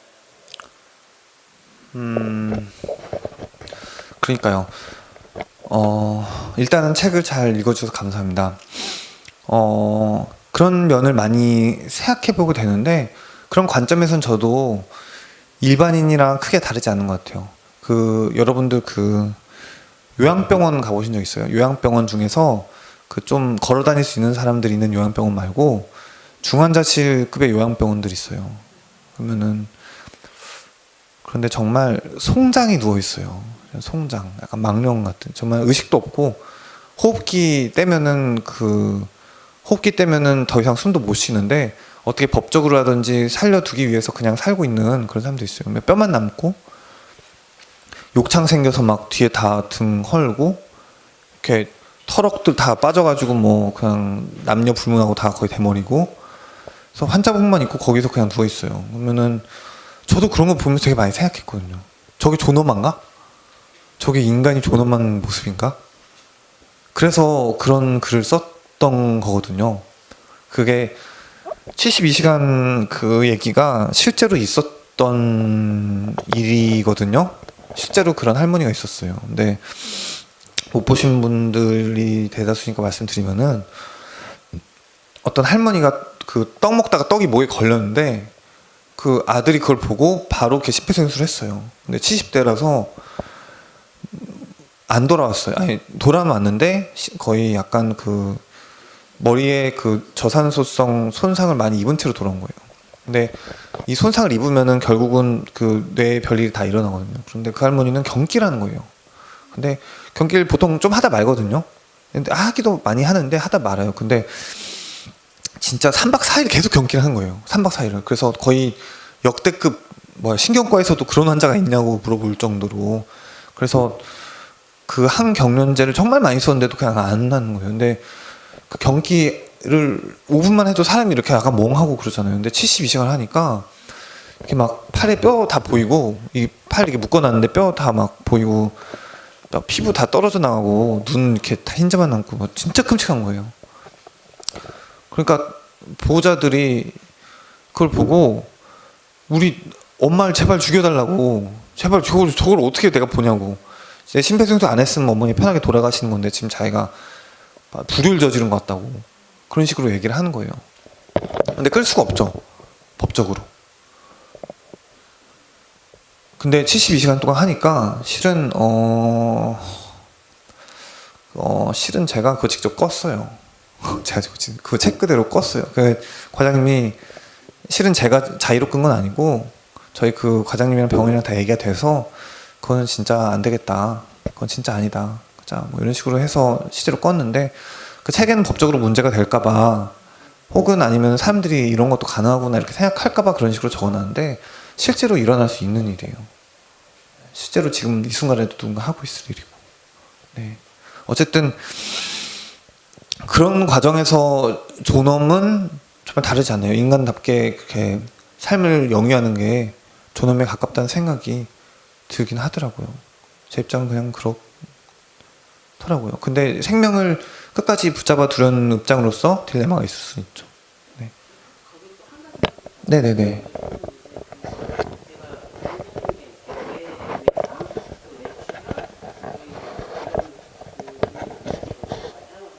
어떻게 보면 삶의 의미라는 게 자기 정체성을 가졌을 때 삶의 의미가 있는 건데 이제 선생님 말씀하시는 건 외상적인 부분을 말씀하시는데 이게 뇌손상이라든지 이런 게 왔을 때 어떤 중심이 흐트러지면서 그 사람이 원래 정체성을 완전히 상실한 경우들이 또 많이 보잖아요.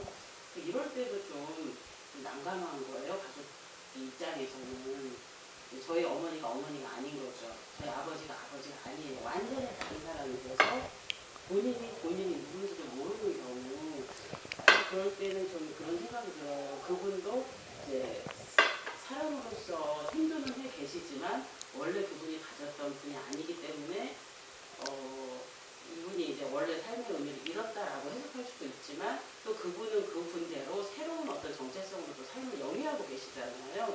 이럴 때 좀 갈등이 좀 생겨요.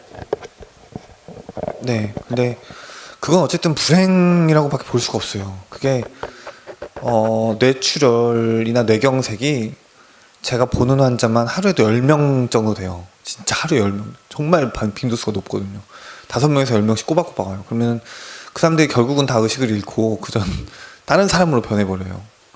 폭력적이거나 아니면은 뭐 되게 충동적이거나 아니면은 그냥 누워만 있거나 아니면 뇌사가 되거나 뭐 중환자실은 평생 있어야 되거나 결국은 불행이라고밖에 볼 수가 없는 것 같아요. 근데 그래도 그 뇌가 바뀐 게 그 사람이 바뀐 거거든요. 정말 대화해보면 그 사람이 다른 사람이에요. 근데 그렇다고 해도 그 존재로도 생명이니까 말씀하신 대로 그 생명 유지하는 게 그 의미가 있어요. 그렇게 생각합니다. 그 다음 질문 좀 빨리 받을게요. 2부도 또 있어서. 네. 네네.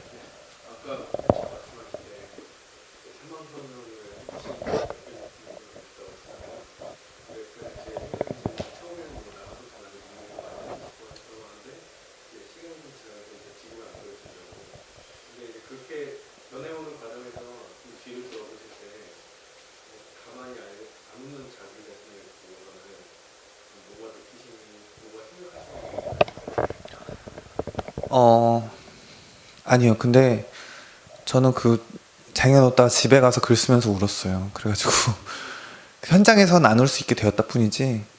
예, 저는 아직도 그런 거 보면 좀 그 느끼는 바들이 계속 있어요. 있기는. 근데 현장에서 그렇게 통곡해보면 나쁜 의사니까 그런 식으로는 하지 않으려고 하는 겁니다. 네. 그다음 아까 네. 네. 마지막으로 받고 네, 그 2부 네, 준비하겠습니다. 2부도 있습니다. 마지막 질의응답처럼 다 써주시면 안 되고요. 네네. 쌓아두셨다가 네, 한 번 더 갖고 오시면 되겠습니다. 법이 한수가 있으니까 산소호흡기를 뗄 수밖에 없는데 어떨 때는 소송이나 이런 걸 간수하고 판단을 할 위험하기도 하고 네. 또 책임자가 누구냐에 따라서는 내가 겁이 많은 사람들을 다른 선택을 할 것 같고 현장에서 그러면은 현실로 계기되는 법 때문에 그 책임에서 오는 그 위험 이런 것들을 좀 이렇게 절충하기 위해서 의사들끼리도 좀 뭔가 법을 좀 한다던가 또는 그런 의견이나 움직임들이 있을까요?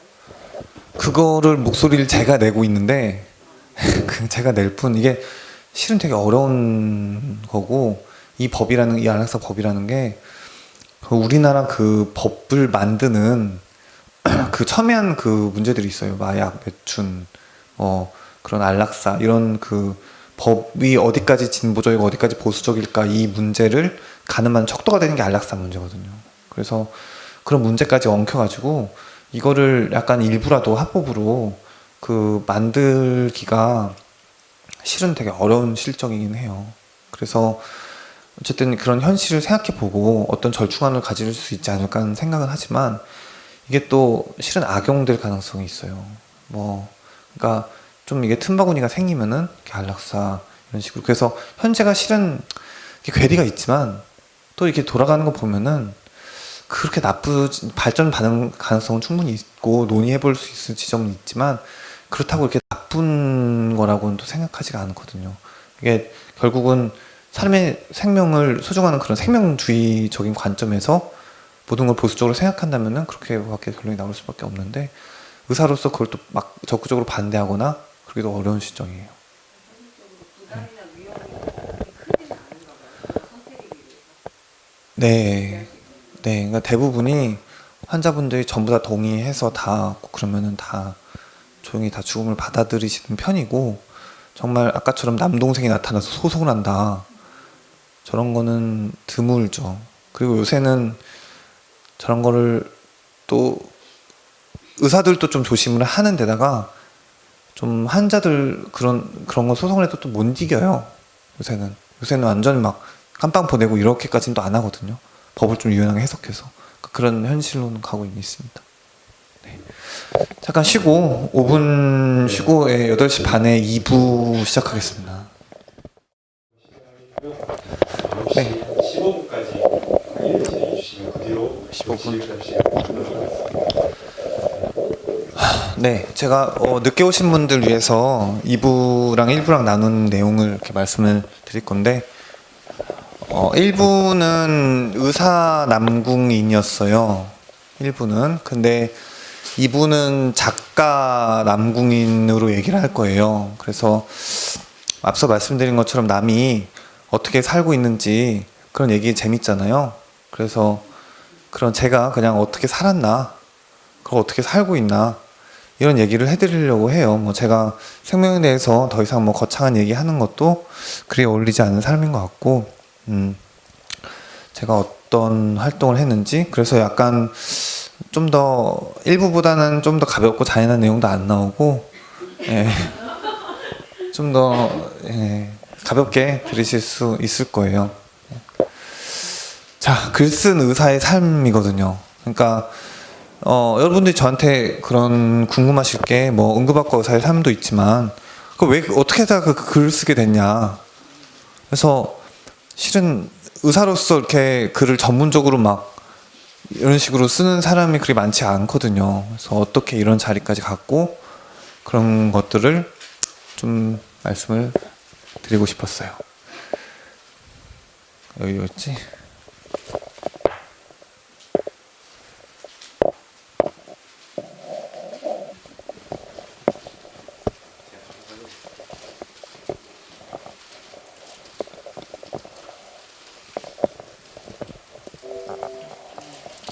되나요 이제?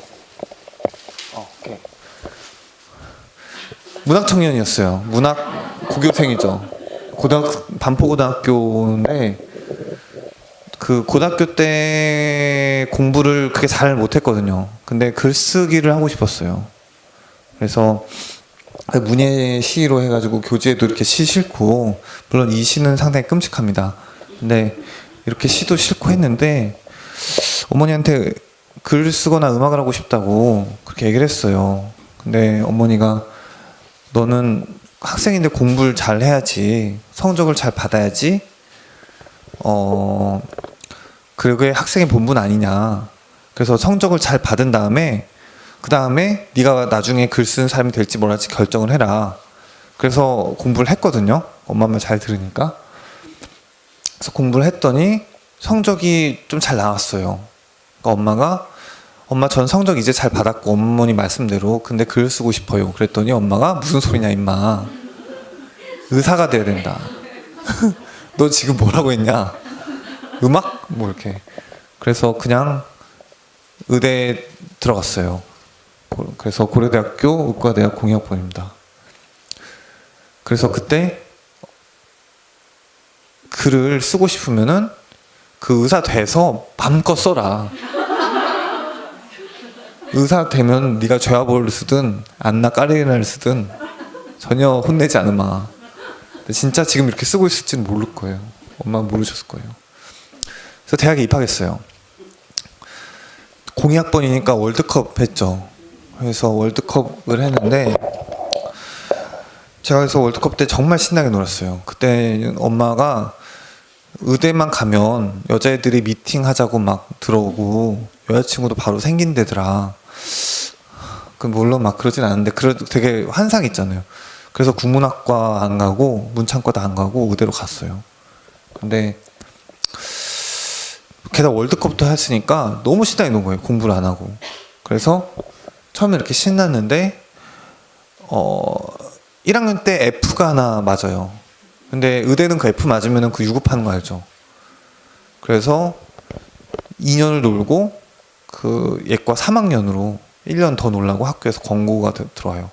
그래서 2004년에 혼자 놀아야 됐어요. 그래서 정말 20살이나 21살은 아무런 창의적인 노력도 하지 않고 그냥 주변에 있는 사람과 계속 술만 마셨어요.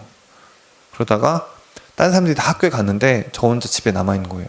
학교에 갈 일 없으니까. 그래서 제 삶을 고찰하기 시작했어요. 예과 3학년 때. 자, 그래서 이게 고민이 시작했어요. 자, 이게 남들은 다 공부를 하는데 나는 뭐 할 것이냐. 그래서 옆에 일단 선배들을 봤어요. 의사 선배들이 뭐 하는지. 의사 선배들은 본과 가면은 본과 공부하느라 바쁘고, 인턴 하면은 레지던트 하면 바쁘고, 그 다음에 결혼해서 애 보느라 바쁘고, 와이프 달래느라 바쁘고, 돈 버느라 바쁘고, 그러다가 그냥 살다가 돈 자랑하다 죽더라고요. 대부분 다 그래요. 그다음에 공중보건이, 전 지금 공중보건이거든요. 공중보건이는 그 지소 마을에 있잖아요. 지소에. 저 시골 마을에. 그러면은 되게 일은 없는데 지루해서 막 몸을 비비틀어요. 막 거기서. 그래서 아무것도 안 해요. 거기 골프 연습장 다니고. 그런 창의력 없는 삶을 보내는 게 싫었어요. 그래서 저는 이 예과 3학년 때 유급당한 주제에 이런 고찰을 합니다. 내 인생을 빛나게 할 건 무엇인가. 그 다음에 옆에 있는 친구랑 결국은 나를 어떤 점이 나를 다르게 보게 할 수 있을 것이냐. 그 다음에 내가 잘하는 건 무엇이냐. 그걸 어떻게 발전시키고, 그래서 시간이 흐른 다음에 나를 어떤 거를 잘했고 어떤 걸 좋아했던 사람으로 기억될 것이냐, 이런 걸 고민을 했어요. 그때. 그래서 성적을 제외한 모든 내 능력을 시험해 봐야지, 이런 식으로 생각을 했어요. 근데 원래 문학 청년이었잖아요. 그래서 글쓰기 일단 무조건 하자. 그다음에 제가 음악 그 피아노랑 그 신스랑 그런 걸 하는데 지금도 밴드 활동을 계속 해요. 근데 음악도 하고, 그다음에 여행 다니는 게 또 좋았거든요. 그래서 여행도 하고 음악, 이걸 세 가지로 해놓고, 그다음에 이거에 바탕이 되는 경험, 뭐 글쓰기도 다 경험이, 이건 다양한 경험들이 다 될 수 있으니까 글쓰기를 바탕으로 할 거니까 이거를 바탕으로 하는 모든 일은 다 해보자. 모든 일은 성적 빼고, 이런 식으로 살기로 했어요. 그래서 세계 일주를 다녀요, 제가. 이게 티벳이거든요. 이게 2004년이에요. 2004년에 이게 불법으로 그 히치하이킹 가지고 그 운남에서 들어간 거예요. 그다음에 인도예요. 인도 좀 애매하죠, 이 친구. 이때는 이때 그 옷이 없어서 인도 가서 사 입은 건데, 예, 인도 갔고, 이게 시베리아 횡단 열차 탄 거예요. 제가 시베리아 횡단 열차 타고 속초에서 블라디보스톡 가서 블라디보스톡에서 횡단 타고 유럽으로 나가서 이집트까지 갔어요, 이때. 그래서 횡단 열차. 여기 터키예요. 카파도키아. 이거 사진 찍으려고 야산에 이때는 올라갔거든요. 여기는 예루살렘. 여긴 크로아티아, 여긴 중국. 제가 중국에 어학연수 갔었어요. 제가 중국어 하고 싶어서. 그래서 방학 때 갔었죠. 그래서 여긴 중국. 그다음에 여기는 실크로드 횡단이에요. 제가 옛날에 실크로드 횡단도 했었거든요. 그래서 이게 아무것도 없는 야산이잖아요. 그래서 이 사진 찍으려고 이거 올라갔어요. 이거 하루 종일. 한 장 건진 거예요. 이거 아까워서 가져. 저도 제가 이렇게 강연 다닐 때 이 사진을 쓰게 될 줄 몰랐어요. 그럴 줄 알았으면 더 찍어놓고 그랬어요. 이거 중국 구체구예요. 좀 나이가 됐죠? 이거는 태국이에요. 이 친구 저예요. 저예요, 이 친구. 이게 테라비브거든요. 테라비브란 도시 아세요? 예루살렘에. 거기서 제가 식당에서 취직했어요. 그때 돈이 떨어져가지고 엄청났죠. 그래서 이 호입하만 이 25살 청년이 오니까 되게 재밌어 하더라고요. 일시켜달라고 하니까. 그래서 이거 일당 한 4만 원인가 5만 원 받고 옆에 그 게스트하우스 폴란드 노동자랑 맨날 그 가장 싼 맥주 먹다가 돈 아낀다고 자고 재밌던 시절이었어요. 그래서 이렇게 세계 일주하고 여기는 호주고. 그다음에 사진 여행을 많이 다니까 사진을 찍고 싶은 거예요. 그래서 제가 사진도 해봐요.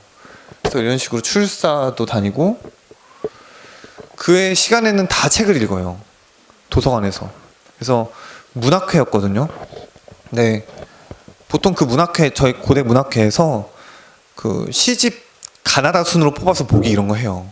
처음에 그 문청 시절에. 그래서 그때 도서관에서 박혀서 그런 거 합니다. 남는 시간에는. 거의 그러니까 뭐 방학 때 한국에 안 있고 그다음에 주중에는 공부를 안 하, 그 학기 중엔 공부를 안 하죠. 거의 그런 학생이었어요. 그러면서 지방 축제 스텝으로 다녀요. 무대 감독 이런 거 했었거든요. 무대 감독 시절이에요. 옛날에. 이게 의대생 때 한 거예요. 지금 의대생. 국토대장 정도 했어요. 707kg짜리. 26박 27일인가. 이거 저죠? 이거요. 이 친구 저보다 10살 어린데 지금 고생을 많이 해서 여기 저 있죠. 예, 이게 기업체에서 지원하는 거랑 상당히 컸어요. 707kg. 정말 힘들었어요. 제가 각종 아르바이트를 해요. 그 와중에. 과외도 하는데 제가 이거 인형탈 쓰는 거 많이 했어요. 이거 저예요. 이거 저예요. 제 손이에요. 이게. 안에서 찍은 거예요. 이게 일당이 10,000원 더 주거든요. 인형탈 쓰면은. 예. 그다음에 제가 꽃장사를 매년 했었어요. 그 5월에만. 근데 이게 한 트럭 팔면은 그래도 제법 학생으로서는 만지기 어려운 돈을 만질 수 있더라고요. 그래서 5월에는 항상 학교를 못 갔어요.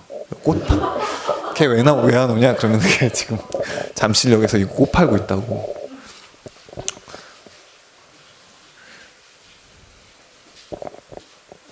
그래서 문학회를 그 와중에 했어요. 이게 저 의대생이었으니까 대부분 의대 동아리를 하거든요. 근데 저는 중앙 동아리까지 가서 중앙 동아리를 일부러 했어요. 문학회에서도 어이가 없죠. 의사가 와가지고 왜 의대생이 와서 왜 이러나. 그래서 근데 당시 여태 문학회에 있었던 사람들은 현재 다 시인으로 다 잘 활동하고 있어요. 지금 작가가 되니까 다 인맥이 되더라고요. 이 사람들이. 그래서 의대생 때 그래서 글을 써서 문희대회를 내요. 그래서 금상을 2년 연속으로 받았어요. 그 의대생들만 쓰는 문예대회예요. 뭐 수준이야 뭐 형편없지만 그래도 1등 했다는 게. 그래서 30만 원씩 받아서 술을 마셨죠. 그래서 이제 그런 활동을 다 거치고 결국 졸업을 해요. 이 친구가. 그 예과 3학년을 했었는데 그 후에는 유급당하지 않고 학교도 어쨌든 그럭저럭 따라가고 그런 식으로 활동하면서 졸업을 합니다. 그런데 머리도 모든 헤어스타일도 다 해보자는 주의였어요, 제가. 그래서 이런 것도 막 하고 다녀요, 학교에. 이건 뭐 의대 그 교정의 일원에 돌아다니니까 막 난리죠. 쟤 누구냐고. 그래서 4학년 때 했어요. 그래서 제가 공중보건이 돼가지고 그 제가 그냥 저거는 붙임머리거든요. 그냥 긴 머리가 해보고 싶은 거예요. 그래서 제가 한 2년 동안 머리를 안 잘랐었어요. 그래서 지금 요 앞에 계신 여자분 저쪽 머리쯤 됐거든요. 제가 길러서. 근데 작가가 돼가지고 잘랐어요. 엄마가 야 너 작가 되는데 잘라야 된다. 넌 도저히 안 된다. 그래서 이런 식으로 뭐든 무조건 해보자 이런 주의였어요. 그래서 이제 그 학생이 면허증을 받아요. 그 다음에 근데 진짜 의사를 해야 되나? 아니면은 작가를 해야 되나? 아니면 딴 일을 해야 되나? 그 다음에 내 재능은 어디고 어느 정도 더 발전할 수 있지? 이렇게 고민을 해요. 그러다가 남들처럼 인턴이 되고 레지던트가 돼요. 인턴 레지던트는 너무나 암흑식이라서 드릴 말씀이 없어요. 끔찍하지 진짜. 그 약간 뭐라고 해야 되나? 그 중세 시대 있죠. 중세. 약간 그런 것 같아요. 전혀 문화적인 발전이 없었어요. 전혀 창의적인 그런 게 없었어요. 그냥 환자 보는 기계였어요. 가끔 글 쓸 시간 정도만 있었죠. 그러면서 어쨌든 저는 음악 활동은 놓치지 않았어요. 레지던트 때 어쨌든 그 틈을 짜가지고 밤새고 가서 연습하고 그래서 음악 활동했거든요. 그래서 제법 무대들에 쓰고, 이거 레지던트 때 서던 무대예요. 근데 여기까지 중요한 거는 제가 그 활동들을 다 해왔는데 하면서 그것들을 짧든 길든 다 썼어요. 전부 기록했어요. 제가 싸이월드 다이어리 이거 좋아하거든요. 이게 중2병이라고 하잖아요. 실제 중2병이에요. 근데 중2병을 잘 쓴 게 문학이에요, 결국은. 제가 봤을 때는. 그래서 지금 이게 1000개 넘죠, 1000개. 제가 지금까지 그 열거했던 활동들을 다 기록한 거예요, 제가. 이게 실은 여행기는 따로 기억했고, 그 다음에 뭐 책 읽은 거 이런 건 따로 기억했고, 그냥 제 심경만 쓴 게 1000개가 돼요. 그래서 지금도 쓸 글 없으면 이 1000개 중에 하나 뽑아다가 다시 구성해서 써요. 그때 그 또 날카로운 것들이 있어서 그때 학생만 느낄 수 있는. 네. 이 블로그의 전체가 848개인데 이거 제가 2013년에 연 블로그예요. 그러니까 지금 2016년 말이죠. 그러니까 하루에 그러니까 1년에 글을 200몇 개씩 쓴 거죠. 뭐 매일 하나씩 썼어요, 글을. 계속. 이런 식으로 제가 지나간 모든 그런 행동과 일상을 다 기록을 했어요. 제 나름대로. 그러면서 책을 읽으면서 그 기록을 더 도움을 받아서 발전시키기도 했고, 그러니까 결국은 글쓰기를 큰 틀로 한 삶이었죠. 그러면서 공중보건의가 되는데, 이 공중보건의 때 저는 근데 그냥 동료 사이에서 특이한 그런 의사였어요. 그뿐 아무것도 아니었거든요. 근데 페이스북에 제가 글을 쓰고 있었어요. 근데 제가 문예대회 받은 거나 이런 거 보셨죠? 제가 원래 시를 썼어요. 그 다음에 산문 형식은 많지 않고 시 형식으로 주로 기록을 했어요. 이전에 싸이월드 형식에는 시 형식이었거든요. 그러면은 뭐 친구가 맨날 그 시 형식으로 뭔가 기록하니까 얼마나 기가 차요. 어이가 없지. 뭐 이게 무슨 소리냐. 저도 이게 사람들이 무슨 소리냐고 할 정도의 그런 문학으로서 가치가 있다는 생각이었어요. 그 전까지는. 시들 보면 그렇잖아요. 근데 저는 그 시가 너무 좋았거든요. 근데 이 레지던트 하던 중에 2013년 5월에 그 전까지는 공유 버튼이 있는지도 모르고, 그 다음에 다른 사람이 저한테 친구 신청하는 것도 이해할 수가 없었어요. 그러니까 모르는 사람이. 근데 이 흉부외과에 관한 글을 어느 날 올렸는데, 이것도 그냥 막 급하게 썼어요. 그냥 환자 보면서 너무 화가 나가지고, 흉부외과 환자가 죽으니까. 근데 이게 갑자기 막 좋아요가 2000몇 개가 찍히면서, 근데 지금은 2000몇 개 찍히는 글 되게 많거든요. 근데 이때는 정말 뭐 이런 게 있나 생각이 들었어요. 그러면서 모르는 사람들이 친구 신청하고 막 제 얘기를 들으니까, 그러니까 내가 어차피 글을 쓸 건데 내가 내 글을 전달할 수 있는 지점이 이 산문에 있었구나라고 생각을 해요. 제가 이때부터. 그래서 이때부터 굳이 운문의 형식에서 산문의 형식으로 조금씩 옮겨와요, 글을. 그래서 지금도 약간 그 운문의 형식 같이 쓰는 것들이 있어요, 제가. 근데 그때 옛날에 오래 습작하던 버릇이 좀 남아가지고 좀 그런 식으로 써요. 지금은 완전히 좀 한문으로 돌아오긴 했지만, 예. 그래서 저렇게 글을 쓰면서 공중보건의가 돼서 다시 또 이런 식으로 공연을 다녀요. 음악을 상당히 오래 했습니다. 이거 머리 제법 길죠? 예. 그러면서 이건 코스모폴리탄인데, 예, 저런 것도 나가고 신앙송회가 있어요. 또 친구들이랑 이 다 활동하는 거의 작가들이거든요. 예, 이 친구도 시인이고. 그래서 신앙송회도 다니면서 그냥 저 나름대로의 그 습작을 하면서 이런 활동들 하면서 지내요. 공중보건의 때.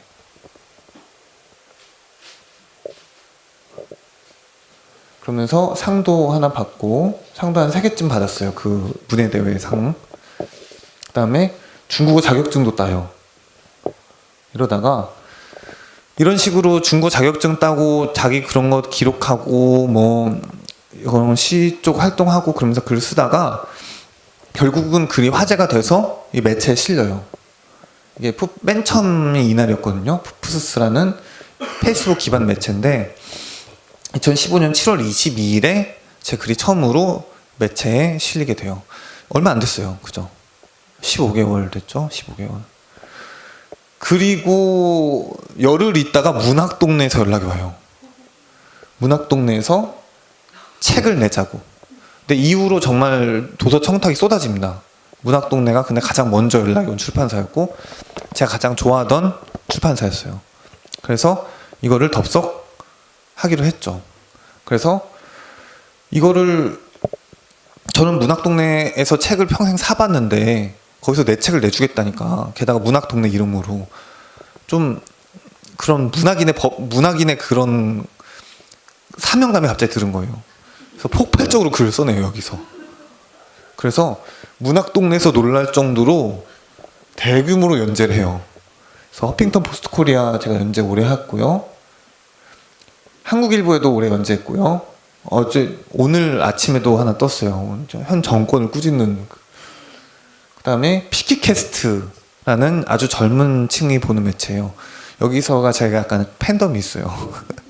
젊은 친구들이랑. 그 다음에 스토리 펀딩 등 이렇게 연재를, 이게 그 스토리 펀딩 연재인데 이것도 300만 원 목표였는데 900만 원 받았어요. 그래서 지금 후원처 이제 그 확정 곧 되면은 바로 후원할 생각입니다. 그래서 이런 정기 연재들을 갑자기 그 문학인의 버프를 받아서 그거 하게 되고,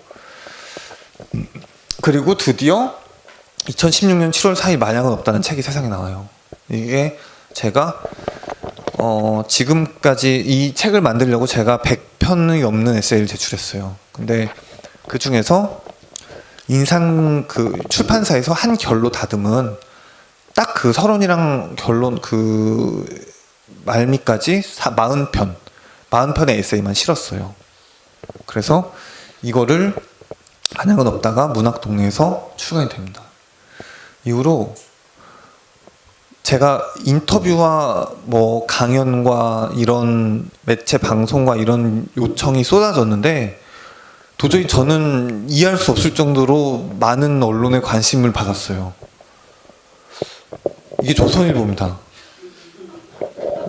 이것도 되게 힘들더라고요. 이거 사진 찍는 것도. 저게 막 한 번 찍으면 계속 돌아다니니까.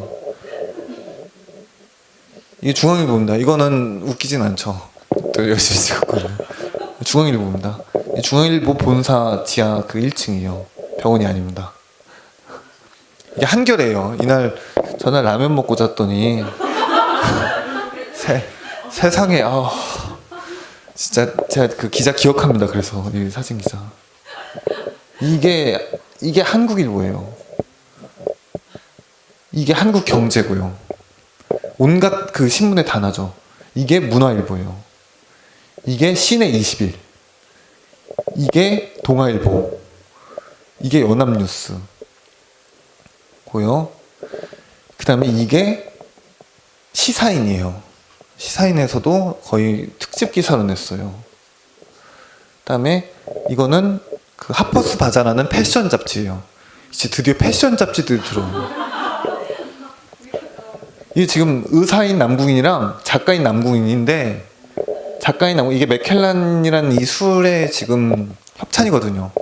그래서 작가가 술을 마시면서 글을 쓰고 의사인 남궁인이 걔를 딱하다는 눈빛으로 이렇게 청진기로 진료하려고 본 컨셉이에요. 저런 것도 합니다, 제가. 이건 저희 집 옥상에서 이게 여성중앙이거든요. 여성중앙. 제가 타자기 이거 직접 들고 왔어요. 제가 여자분들이 오셔서 그래서 찍은 사진입니다. 이건 워커스라는 잡지예요. 그 다음에 이건 인터파크 북딥이고, 이건 예스24입니다. 뭐 다 실렸죠. 여기는 프레시안이고, 이분이 기사를 되게 잘 써주셨어요. 이게 하퍼스 바자구나. 아까 저건 뭐지? 네. 이것도 어떤 패션 잡지예요. 이게 하퍼스 바자인데. 예. 네. 그 다음에 이게 그 의학 전문 채널 비욘드인가? 그리고 이게 그 청년 의사고, 이게 위키트리인데 이거는 레게 사진을 제가 줬더니 이걸 그냥 실었더라고요. 그래서 이렇게 놨어요. 그다음에 피키캐스트 단독 인터뷰인데 여기 또 많은 사람들이 왔습니다. 그다음에 비즈 한국이고 이게 가장 최근에 나온 거예요. 이게 이 잡지 뭐지? 맨스 헬스 있죠. 그 사람들 막 그 벗은 몸으로 나오는 잡지 있죠. 맨스 헬스. 근데 거기에 옷을 입혀서 나왔습니다.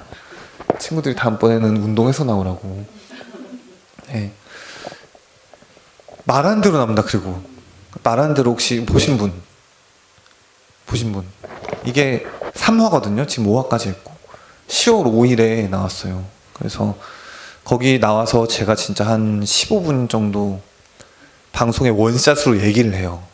말을 원샷으로. 제 방송이 처음 나간 거거든요.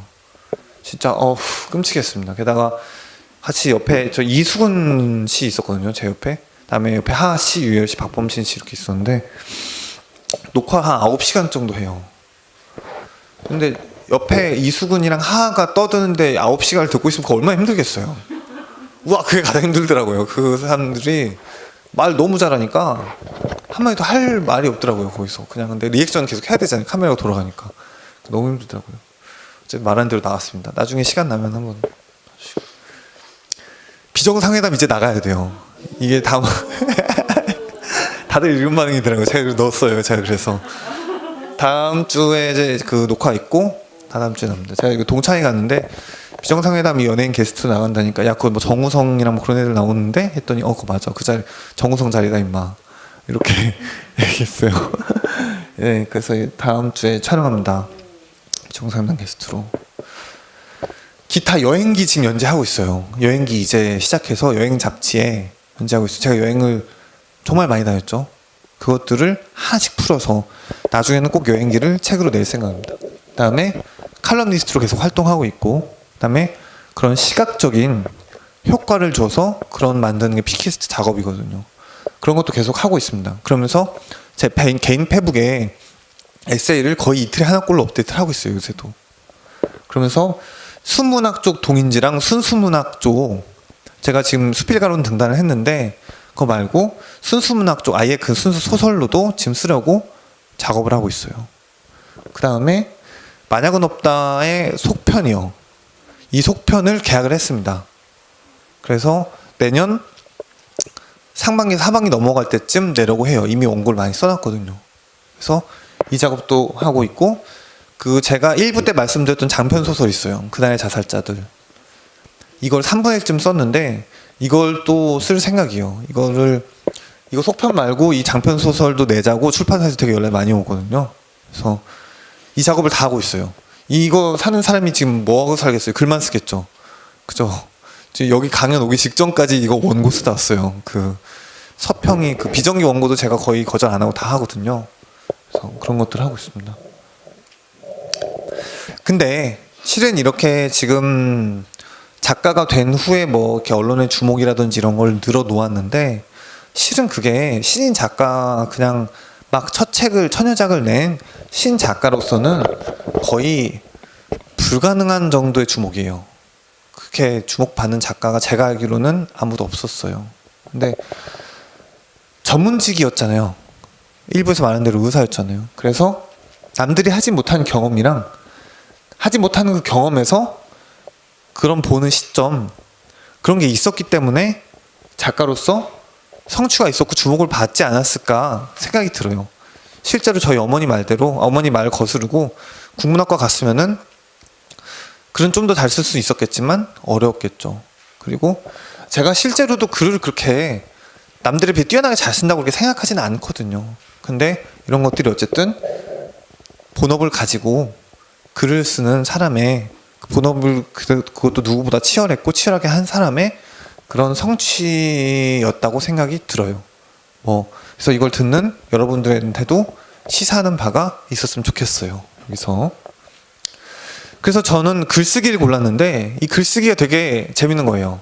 여기 작가님도 한 분 더 계시다고 들었는데 이게 우리가 이야기 예술이란 게 내가 남에게 이야기를 해서 그게 내 이야기가 남의 이야기가 되면 그게 예술이라고 생각하거든요. 그래서 사람들은 예술을 하려고 많은 노력을 해요. 영화를 만들면은 그 많은 사람들이 영화를 보죠. 그러면은 그 영화를 본 사람은 그 영화를 만든 사람의 이야기가 내 이야기가 되는 거죠. 이 행위가 예술이에요. 그래서 미술, 그림을 그려서 사람들한테 보인다. 글 써서 보인다. 뭐 내지는 연기를 한다. 이런 것도 다 예술이죠. 근데 글쓰기는 그 중에서 가장 간단하게 책상에서 혼자 할 수 있는 1인의 예술이에요. 영화를 만들려면 정말 많은 그런 게 필요하죠. 그 다음에 그림을 그리려면은 많은 도구들이 필요하고 그런 스킬들이 필요하죠. 근데 글은 누구나 쓰고 읽을 수 있는 혼자만 할 수 있는 예술이에요. 그 다음에 이 텍스트에서 느끼는 감정보다 제가 이거 되게 좋아하는 말이거든요. 제가 자주 쓰는 말인데 이 글을 썼을 때 느껴지는 감정 있죠. 이것보다 더 아름다운 게 저는 없다고 생각합니다. 그래서 아까 맨 처음에 여기 왔을 때도 그 안에 그 슬라이드 나왔어요. 맨 처음에 계신 분들만 보실 텐데 결국은 그건 글뿐이었는데도 사람을 울릴 수가 있단 말이죠. 저는 그래서 글로 느껴지는 감정보다 더 아름다운 것이 그런 식으로 사람들한테 감동을 전달하기에 가장 간단하면서도 컴팩트하면서도 좋은 매체라고 생각을 해요. 방식. 그다음에 또 우리가 글 잘 쓴 사람이라고 하면은 사람들이 되게 높게 보는 그런 게 있어요. 이 사람한테 이 사람은 정말 글 쓴 사람이니까 무시할 수 없는 사람이구나 이렇게 생각할 수 있는 게 있어요. 사람이 교양이 있음이라든지 이런 거를 판단할 때 결국은 그 사람의 말과 글로 판단해요. 국영수 중에서 영어랑 수학을 판단하지 않죠. 결국 국어거든요.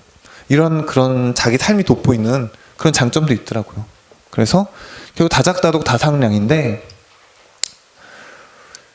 제가 그래서 이런 식으로 기록을 했어요. 기록을 정말 열심히 했더니 이 기록하는 내가 되니까 내 자신이 달라지더라고요. 기록을 안 하는 나랑 기록을 하는 나랑 기록을 하려고 생각을 하는 나는 글을 쓰기 위해서 가장 적절한 지점을 찾고 가장 낮은 위치에서 모든 사물과 세상을 바라보는 그런 사람이에요.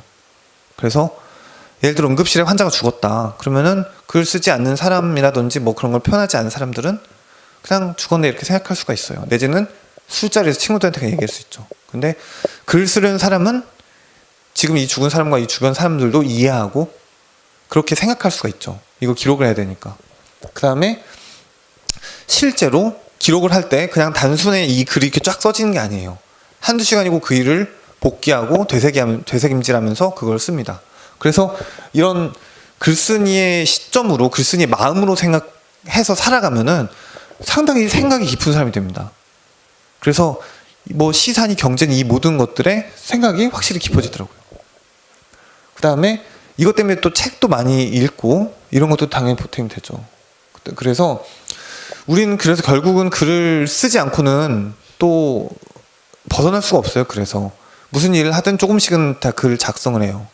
그래서 제가 모든 글 되게 다 열심히 썼었거든요. 제가 그 레지던트 때도 어쨌든 글 쓰려고 한다. 저 레지던트가 이런 식으로 유명했는데 제가 그 전원 소견서 있죠. 그 딴 병원 보낸 전원 소견서. 상글로 뭐 상기 환자는 뭐 어쩌고 이렇게 써요. 근데 그 제가 그걸 엄청 공들여 썼었거든요. 엄청 미문으로. 그래서 그 인턴들이랑 와가지고 막 이렇게 그 유명한 저 소견서라면 이렇게 막 구경하고 그랬었어요. 그 어쨌든 그런 것도 다 글 쓰는 거잖아요. 그러니까 이런 글에서 어쨌든 사람이 되게 드러나기 마련인데 그런 것에서도 되게 도움을 많이 받더라고요. 그래서 어쨌든 모든 사람한테 다 글 잘 써라, 글 열심히 써라, 글 쓴 글을 뭐 매일 기록해야 된다. 실은 이건 어불성설이에요. 그럴 필요도 없죠. 다만 글쓴이의 마음으로 사는 건 중요한 것 같아요. 이게 이거를 표현하겠다는 마음이 딴 사람을 이해할 수 있고 그 다음에 세상을 좀 너그럽게 이해할 수 있는 것 같아요. 글 꼭 쓰지 않더라도. 자, 그래서 저는 그래서 약간 마무리를 할 건데 상당히 열심히 살았죠. 그죠? 지금 이것저것 다 하고 지금도 뭐 제 꿈을 위해서 되게 열심히 노력을 하고 있는데 어쨌든 저는 내일의 오늘의 나아져야 된다고 생각해요. 내일의 나가 오늘의 나보다 나아진다. 근데 실은 하루 만에 사람이 어떻게 나아져? 이렇게 얘기할 수도 있죠. 근데 실은 그 지점이 되게 중요한 거라고 생각해요. 하루치만큼 나아진다는 게. 이게 내가 오늘 하루에 TV를 봤어요. 그러면은 다음날 TV를 본 내가 되는 거죠. 그럼 이게 나아졌다고 자기가 말하기 어렵죠. 근데 예를 들어 내가 어제를 기록한 내가 됐어요. 내가 그냥 어제 일상을 잠깐 기록을 했어요. 그럼 다음날 하루를 또 기록한 내가 되는 거예요. 그건 나아졌다고 생각할 수 있겠죠. 내지는 내가 어제 책을 단 못 읽고 한 반 권이라도 읽었어요. 예를 들어 죄와벌 한 3분의 1쯤 읽었어요. 그러면은 죄와벌을 읽은 내가 되는 거죠. 그러면은 그건 나아졌다고 자신한테 얘기할 수 있죠. 그런 식으로 하루치만큼 나아지는 게 중요하더라고요. 그래서 제가 참 뭐든 거절 못해요. 이렇게 새로운 일이면은 거절을 잘 안 하는 게 그걸 해보면 제가 나아질 것 같아서. 이런 강연도 마찬가지예요. 실은 제가 이렇게 강연 다닐 사람이 아니라고 저는 생각하거든요. 그 다음에 전문적으로 강연을 하는 사람도 아니에요. 근데 이렇게 여러분들 만나서 얘기해놓고 나면 내일은 내가 이 강연을 한 달라진 내가 되는 거예요. 그렇기 때문에 저는 계속 이런 식으로 강박적으로 삽니다. 이것 때문에. 그래서 자신한테 투자가 중요한 것 같아요. 이렇게 TV 보고 뭐 그런 것보다 자신이 달라질 수 있는 지점에 대해서 투자를 하는 거죠. 예를 들어 저희 부모님이 저한테 되게 많은 투자를 했어요. 모든 걸 다 그렇게 막 털어서 막 학원도 보내고 했죠. 근데 어느 순간 그렇게 술 먹다가 그런 생각이 든 거예요. 왜 나는 나 자신한테 투자를 안 하지? 나도 나 자신한테 대해서 투자할 수 있는데 딴 사람이 나한테 그렇게 투자를 하는데 나는 왜 나한테 시간도 안 쓰고 그런 식으로 내 시간을 헛되이 보낼까? 그래서 이 자신한테 투자한다는 생각도 또 해볼 수 있더라고요. 그래서 이렇게 살지 않으면은 자신한테 미안해져요. 요새는 한 3일만 글 안 써도 정말 힘들어요. 이게 미안해서 나한테. 내가 지금 써야 되는 것들이 있는데. 그래서 지금 저는 계속 지금 진행형이에요. 실은 제가 작가로서 그 세상에 책을 낸 지 진짜 얼마 안 됐어요. 그리고 지금 언론에 주목을 받고 있고 이렇게 TV 나가고 있고 계속 다양한 활동을 하고 있는데 제가 어디까지 더 갈지 몰라요. 근데 지금 이 스포트라이트가 꺼지고 저를 아무도 신경 쓰지 않아도 전 어차피 제가 정해놓은 그런 틀 안에서 살고 그 안에서 보람을 느끼면서 제 자신에 대한 강박으로 살 거예요. 그래서 지금 저는 어차피 한 번 시작한 일 그만두지 않고 계속 할 거예요. 저는 이제 이게 끝나면은 여행도 더 다닐 거고 그거 산문도 쓸 거고 그 다음에 지금 쓰고 있는 글도 결국은 완성시킬 거고 그러면서 음악도 계속 꾸준히 할 거고 피아노도 계속 칠 거예요. 그래서 한 번 시작한 일을 그렇게 오래 하다 보면은 결국은 자신이 자신한테 미안해서 멈추지 않는 순간이 와요. 그래서 저는 그렇게 살지 않은 삶을 이제 상상할 수가 없어요. 저는 그렇게 진행해가면서 살 거예요. 그래서 다음날 달라지는 제 모습을 기대하는 거예요. 여행을 다녀오면은 예를 들어 리투아니아랑 라트비아 국경을 넘어보는 것만 해도 나를 달라졌다고 할 수 있는 지점이니까요. 그런 식으로 달라진 내가 어떻게 더 달라질는지. 실은 저는 지금도 이렇게 이 자리에 나와서 이야기하고 있는 모습 자체가 좀 신기해요. 재밌어요. 어떨 때 보면 믿기지도 않고. 네이버에 제 이름 쳐보면은 막 기사가 잔뜩 떠요. 이게 되게 이상하더라고요. 그 다음에 그 말하는 대로 출연했을 때 네이버 메인에 진짜 메인 그 네이버닷컴을 치면은 그 들어가는 데 제 사진이 12시간이 떠 있었어요. 정확히 12시간. 그 12시간 동안 들어가면 깜짝깜짝 놀라는 거예요. 무심코 들어갔다가. 결국은 그 달라진 내가 되게 재밌더라고요. 이런 식으로. 그래서 그런 거를 기대하면서도 앞으로 살 겁니다. 저는. 제 의사로서 그리고 작가로서의 노력한 이야기가 어쨌든 여러분들한테 조금이라도 좀 생각할 바가 있었으면 좋겠습니다. 일단은 강연은 여기서 마무리하겠습니다.